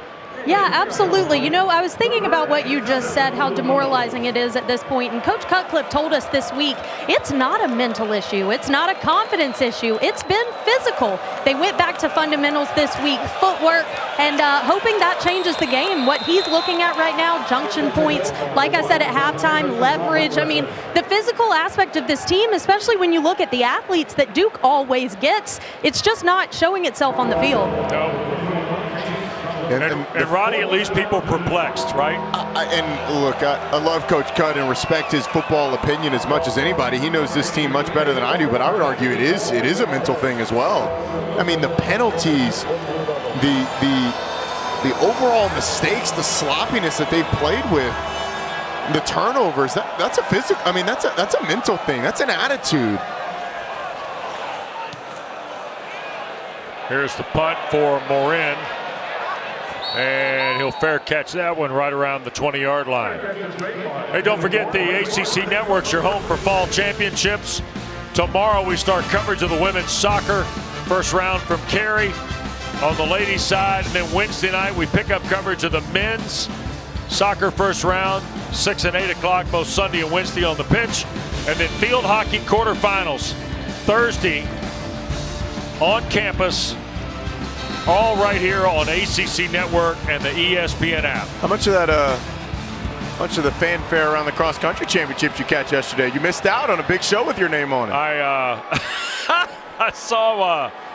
I heard about the reports of the cart driver out amongst them, as they say.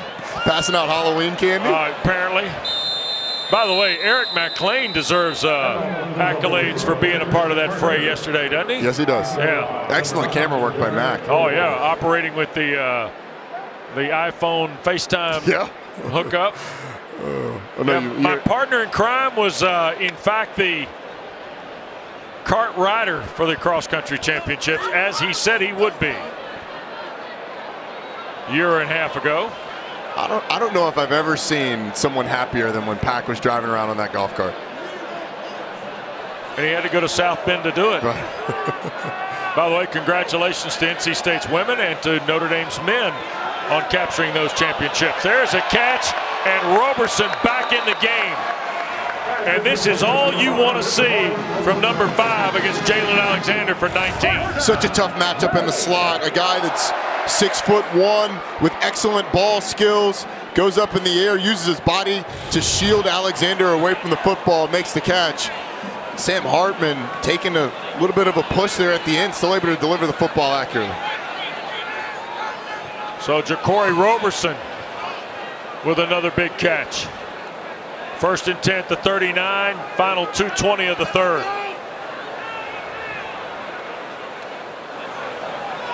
Turner. And a yard, maybe 2. Number 0, Christian Turner with Gary Smith, the tackle.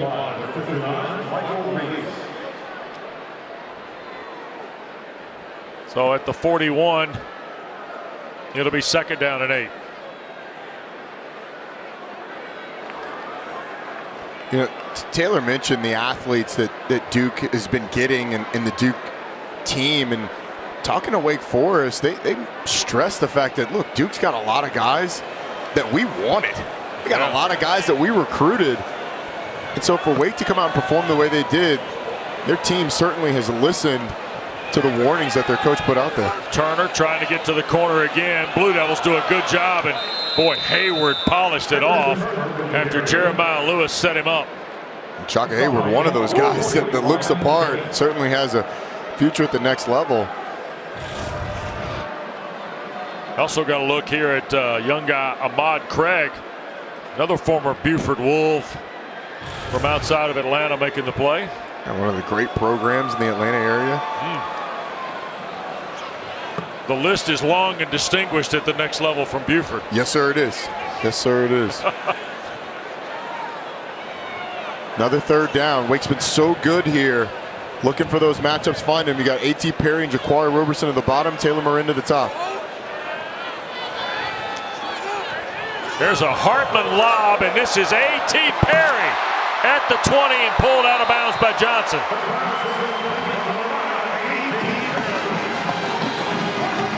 It's just been too easy for A.T. Perry. Wins at the line of scrimmage, get that hand off me.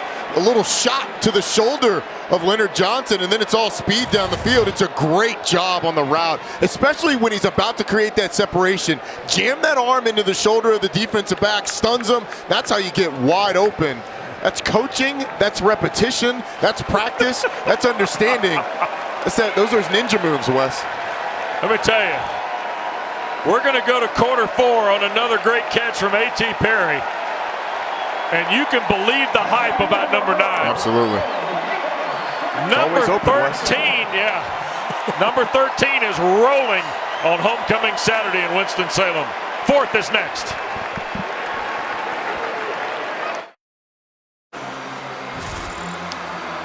38-0. We go to the fourth at Truist Field in Winston-Salem with Roddy Jones, Taylor Davis, Wes Durham, David Harris, our producer, Nick Young, our director. Great ACC Network coverage, and we're 1st and 10 at the Blue Devil 19 for slinging Sam Hartman. Here is Hartman rolling, throwing, and caught. Moran inside the 10 to the 5, and that is a Wake Forest touchdown.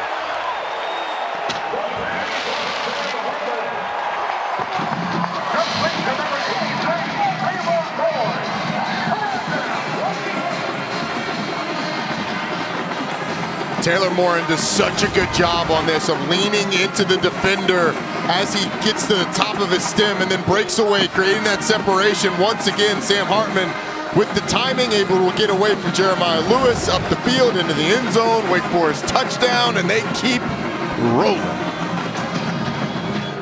19-yard throw. Skiba for the point.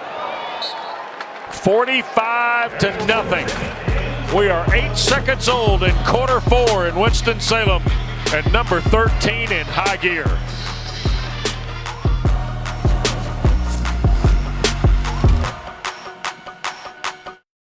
Dr. Pepper Fansville studio update. Florida State, Clemson midway through the strip sack and the scoop and score. Somebody find EMAC and make sure that he's all right. And then he's got the Florida State stuff. Not too far, not too close, not too far, you know. My buddy Chuck Smith calls that the big kahuna. Yeah. There'll be no return by the Blue Devils. Strip sack, scoop, score. That's about as good as it gets for a defense. That's why it's called the big kahuna. Love that. Yeah. How about that game? How about that guy? Yeah. Look, defensive player of the year wise in the league, he's got to be up near the top. I think Cody Roscoe from Syracuse. You got to. He's obviously people need to look at Roscoe, don't they? Look at Cody Roscoe from Syracuse and what he's doing. His ability to create pressure, his ability to push the pocket has been impressive all season. As Riley Leonard looks like he's going to take over at quarterback for Duke. By the way, Syracuse leading Boston College, by the way, at the Dome late in the fourth. Here goes Riley Leonard out the back door.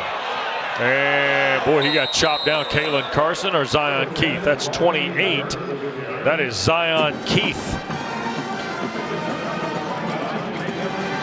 Redshirt sophomore makes the play. Taylor, Deacons have subbed some guys around defensively.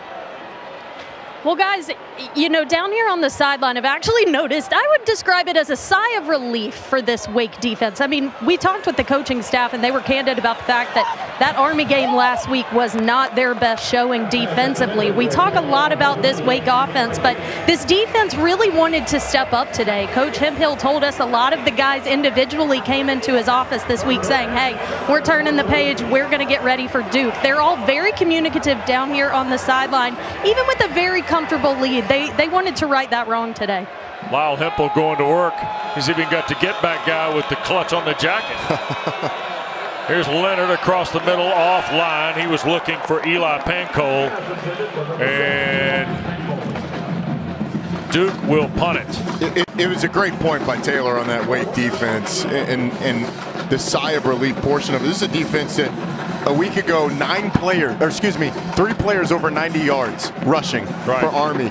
Week before that, Sean Tucker had 153, Garrett Schrader 178 on the ground. Today, they've only allowed 123 yards on the ground, 233 yards overall against a Duke offense that can be dangerous. Jackson Hensley, Pikeville, Kentucky, deep to return, and not Wilson's best effort, but we got a flag thrown in late, and the ball is down at the 26, but the marker came from over in front of the Wake Forest bench. I have no idea. I mean, literally other side of the field from where the ball was.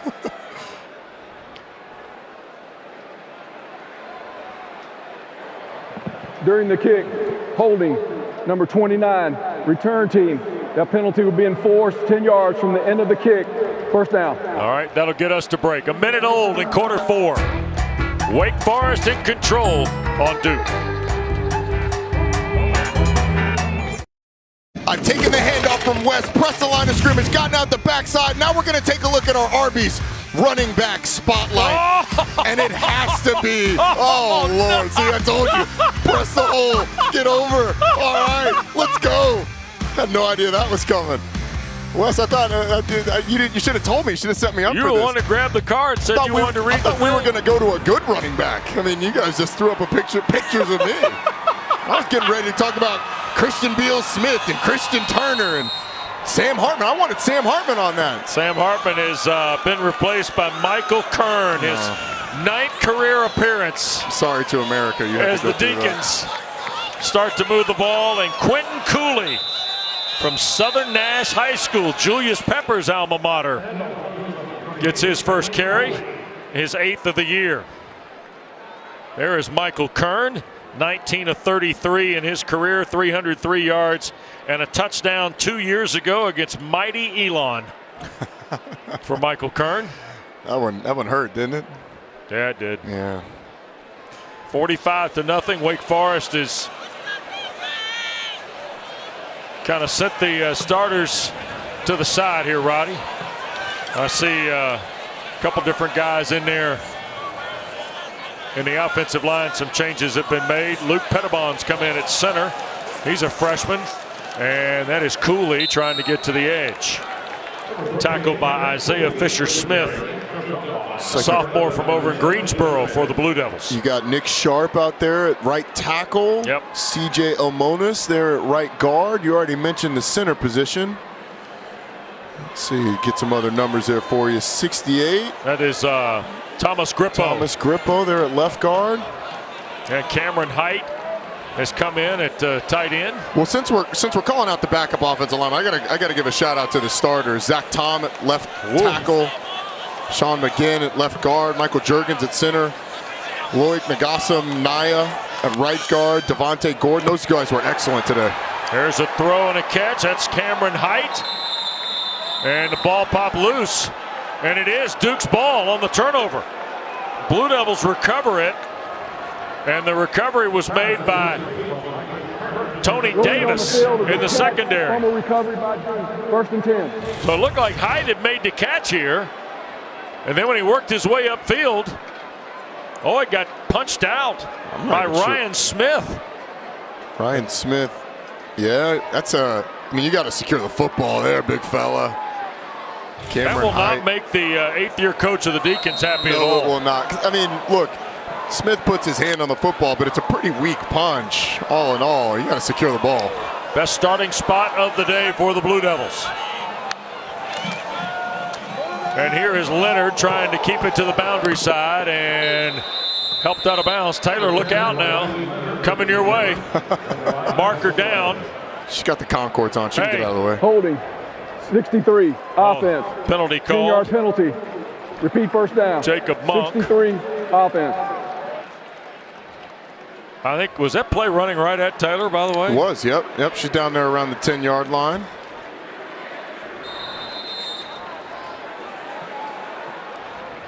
First down now in the full 20. Here's Leonard, a quick throw, and off the hands of Robertson. Incomplete. All right, Taylor, will you lock it down on the boundary side, please? I mean, look, you got to keep your head on a swivel when you're working the sidelines around here. Look, at pregame, I got hit by a punt, so you just always got to be careful around here. It's on her Instagram. It's true. It's true. she was filming and watching when the phone got hit. Yeah. The ball. Good timing. Good timing. That made the IG, huh? Oh, yeah. Okay. Up on the ground. Great. Live action. Here's Leonard after the holding call, fighting to the 22. By the way, I noted to Roddy before the ball game, it looked a little tight in terms of inventory and space to move around down there. I was concerned about a play coming that way early in the ball game. Yeah, the sidelines are definitely not spacious, especially over on the Duke side, but I've met a few of them personally, so, everyone's friendly down here. That's good. Leonard shoots it beyond the reach of the intended receiver, and that was Higgins. And I think if you're Duke, you take the points. I mean, you don't want to go out of this game with another goose egg. You've had some kicking woes here recently. Good point. Go ahead and line up and kick it. Looks like Charlie Ham's going to be back out there to kick the football. Yep. So Charlie Ham who gave way 2 weeks ago to Matt Allswinger, who missed a 25-yarder at Virginia. This will be a 40-yarder. Ham on the year is 7 of 11, his longest 50 against Northwestern, to get the Blue Devils on the board. The kick is no good. Pulled it left. When it rains, it pours. Flag down. 11:27 to go here in the fourth. 45-0. And the Deacon student section loves it. But let's check the marker with Gary Patterson. After the play, unsportsmanlike conduct.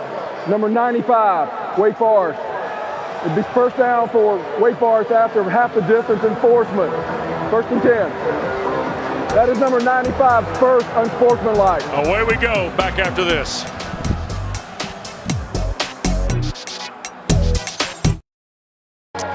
Pretty good day for number 10 in the black jersey, Roddy. Pretty good couple of weeks. Oh, look at the numbers. 115 points. All right, I'm going to do the math. 650. No, 1250. Come on, man. 1250. Well, I was doing the math. 1250. Come on. Everybody makes fun of my math, but I got that. I know you. 1250. By the way, Richard Simmons, our able statistician, 1,178 games in Wake Forest history, including today. Wow. Did he count all those? Pretty close. Okay. Prior to last week, only 8 times in history had Wake had 600 or more yards in a game. They're going to flirt with 700 today. And now they're back-to-back weeks, Roddy. It's incredible. Look, it's some of it's the way things have gone on the perimeter with them throwing the ball down the field, being able to create explosive plays. This Wake offense is humming, and it's playing with incredible confidence. And they've left points on the field today. They missed a field goal. They dropped a touchdown pass. And this is a Wake team that offensively is there. Right. The question down the stretch is on the other side of the football. How good can they be defensively? And today was a big response to that question that arose the past couple of weeks, past couple of games against Army, and before that against Syracuse. Yeah, you're right. I think they're a fascinating study for the rest of the country, just because they're coming from nowhere in terms of the national landscape. Well, you know, I kind of refuse to have the college football playoff conversation with Wake Forest, because this is a team, they're declaring the pass incomplete. Right. This is a team that's sitting here with the chance to have a special season. Correct. Framing college football playoff the way we do, in my opinion, would take away from it if they didn't get there. Like, if Wake loses one game and doesn't make the college football playoff and is an ACC champion, that's an incredible season for Dave Clawson, for any school. Right. But Florida State and Clemson have had a stranglehold on this league for so long. Whoever wins the ACC, if it's not Clemson, or I guess you could say if not Florida State, because technically they're not eliminated, but they are really going to enjoy it and relish that opportunity. Cooley banging away. And the freshman from Bailey, North Carolina, who had only 7 carries on the season, getting a chance to close the show here, 3rd and 5. And here's the scary part about this team.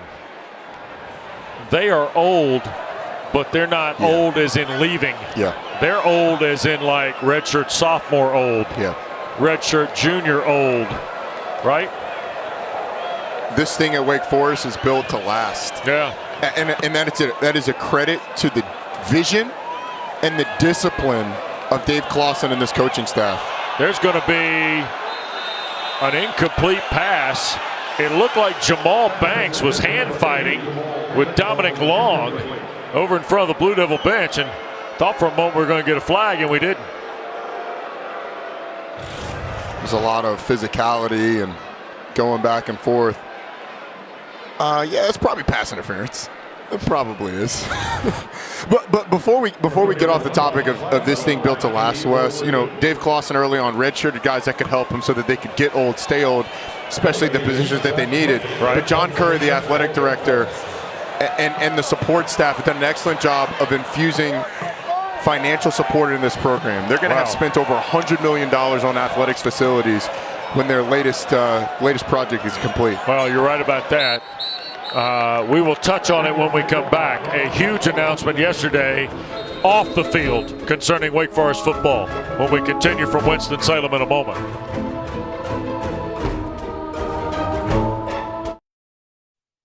Great guest list for the Mannings tonight. You've reached Peyton and Eli. Leave a message. Hey guys, it's Bill. I'd love to come on and inject some energy into the megacast. Call me back. Watch Peyton and Eli. You never know who'll drop by. Monday night's armchair companion for television is David Cutcliffe's good work. Yeah, no kidding. Yep. Mentored both the Manning brothers, Daniel Jones, obviously.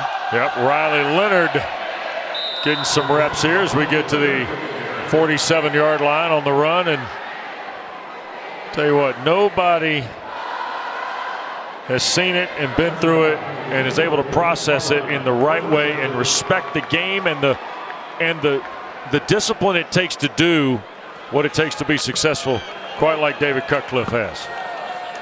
I mean, when you think about not just Peyton and Eli, I mean, there are guys like Heath Schuler.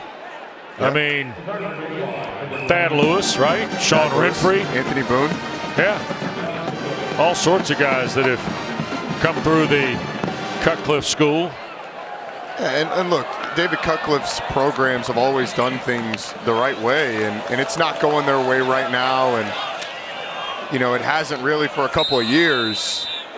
That doesn't change the impact that he's had. Taylor and I had a good conversation with him before the field, or before the game on the field, just about that. About, hey, look, he's in coaching for the right reasons, and those reasons are more than football. And you know, we always enjoy our visits with Coach Cudd. Yep. Certainly hoped for them to have success because you know he's one of our favorites. There's a slant route. Calhoun loose. Working to the backside, Jalen Calhoun down at the 1-yard line. And the Blue Devils had their best scoring threat of the day with 7.5 to play. So you got to put the ball in the end zone now. I mean, you got to get points. Get off the schneid. This is what makes Jalen Calhoun so dangerous. And like I said, Wes, you know, there's so many times you're wondering, why isn't 5 getting the ball more? Riley Leonard, touchdown for Duke. With 7:17 to go.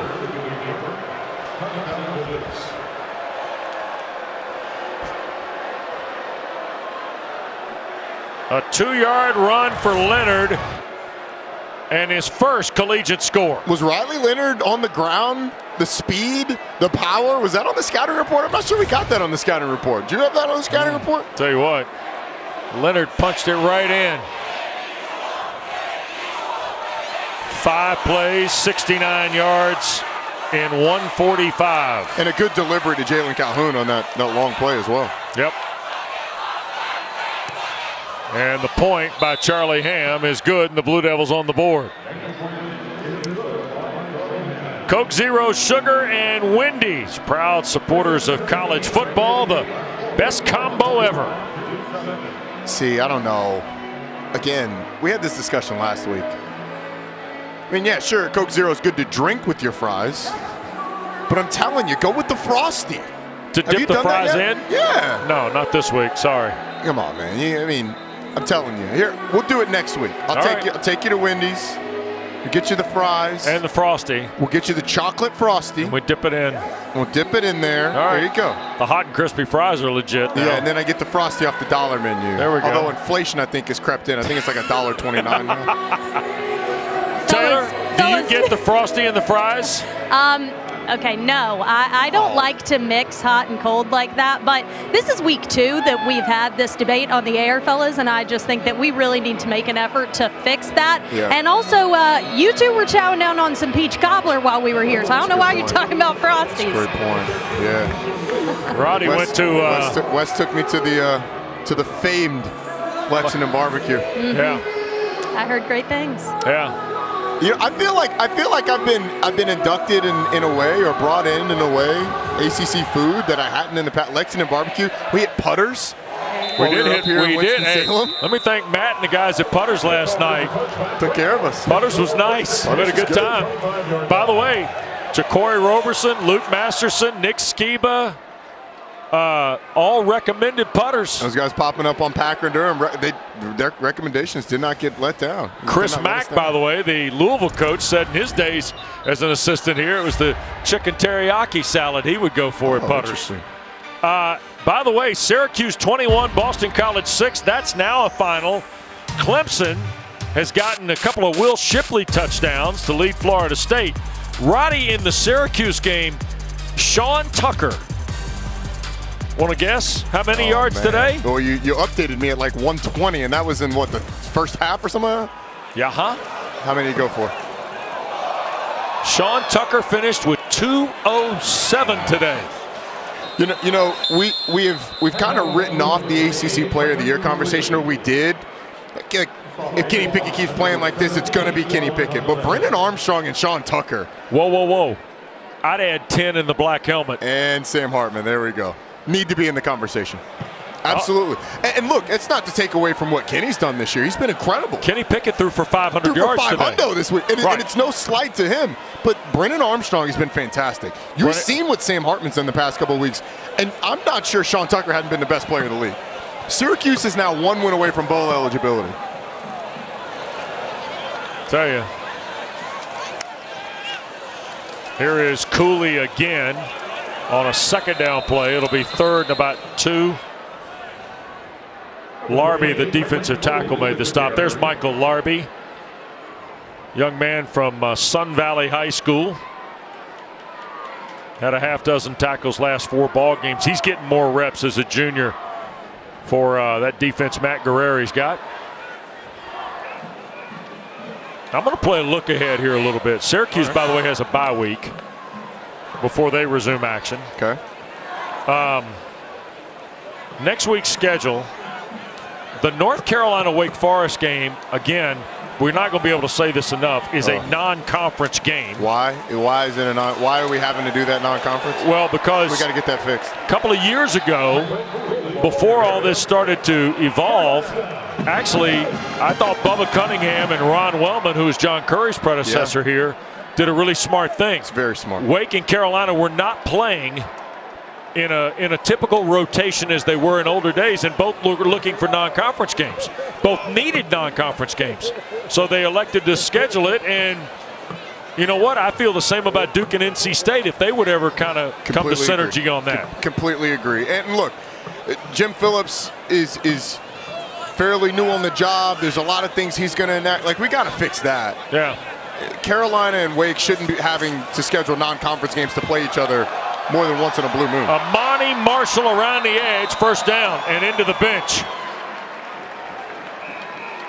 Man, a little bit of speed for the young freshman from East Forsyth High School. You're getting a look at the future for Wake Forest. I mean, we've seen a number of these young guys get out there and play, and Marshall did show the speed getting around the corner.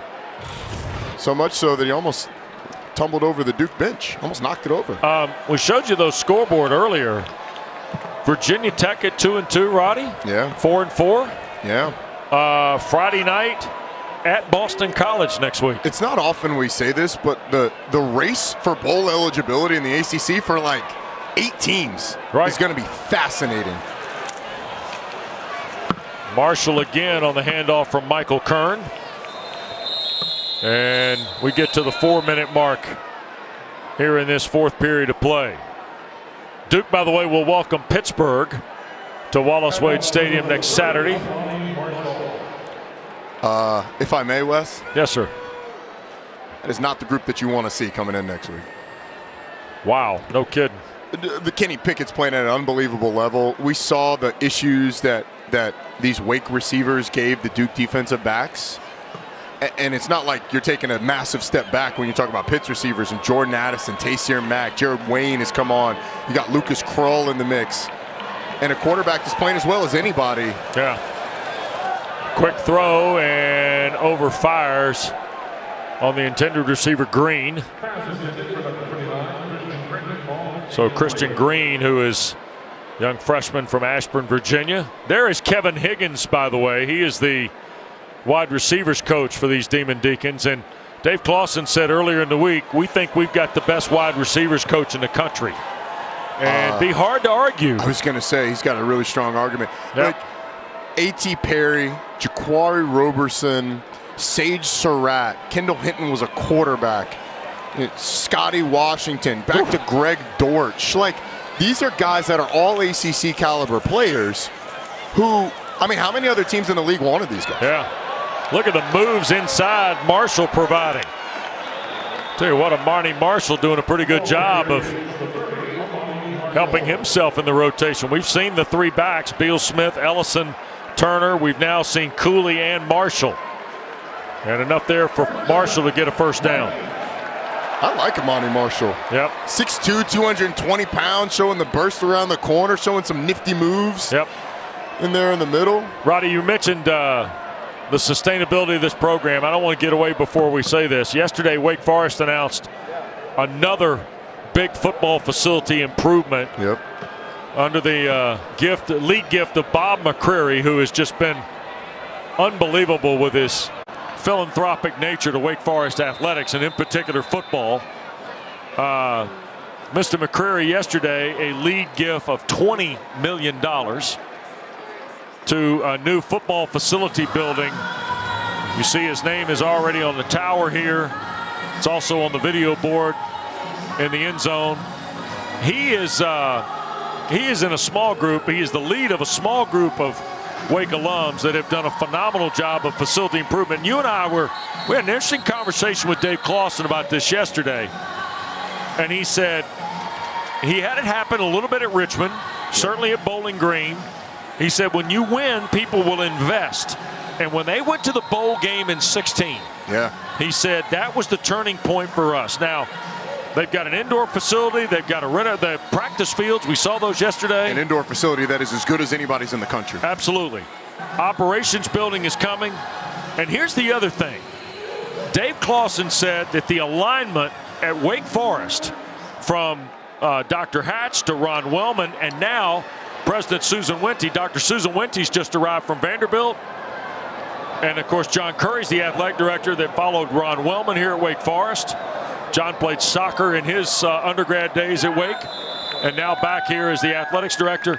The alignment from the president to the athletic director to the football coach, and then on the development side, Roddy, makes all the difference in the world. Well, you can see it too. I mean, the willingness to invest in the program. Wake Forest is the smallest FBS school in the country. Yep. And so and with incredibly strict academic restrictions. Yep. So you're not able to go for just anybody. So you've got to have a coach that has a vision and how to build the program. Well, they've got that. You have to have an athletic director that's aligned as well. We'll see Leo Kelly in at quarterback now for Wake Forest. Taylor, the conversation with Dave Clawson on that topic alone was as good as any part of our visit yesterday, I thought. You're absolutely right, and I had a great conversation with Sam Hartman about that very topic, the growth of this program and the goals down the stretch. And he said, look, we know we have something special, but we have known that. I'm not sure why the perception has taken this long, but the focus is inward and they know what they're capable of. He said, we know something special is here, but we don't want that to be a burden. We very much have to have a 1 week at a time mentality, especially down this stretch. But he described the team as resilient. He said a lot of these guys were here last year. We are emotionally, physically, and mentally prepared for where this program is headed. Well, they're getting ready to walk in about 66 seconds. They're getting ready to walk into water Wake Forest has never walked into. Yeah, and come Tuesday, they're going to find themselves in company with the Michigan States, with the Notre Dames, if they take care of business with these elite programs that are name brands throughout college football. And let me tell you, Wes, they belong in that conversation. They're going to be on the fringe, maybe out of the top 10, those first college football playoff rankings, and they deserve to be because they have been fantastic this season. This offense especially has been as exciting to watch as any in the country. For the first time in their history, Wake Forest is 8-0.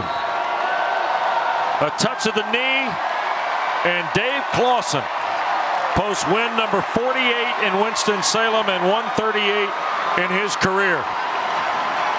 And a handshake with David Cutcliffe. And the Deacons are 45-7 winners here tonight at Truist Field.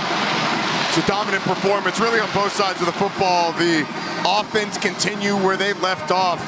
They were fantastic. Sam Hartman, excellent. The defense really rebounded. Let's go down to Taylor. She's with Coach Clawson. All right, Coach, I'll start with the defense this time. I know coming off last week, you wanted to see that side of the ball respond. How'd they do that tonight? I mean, it was one of our better games. I thought we defended UVA really well, and then last 2 or 3 games, I didn't think we played up to our capability, but it was good to see us bounce back from Army last week.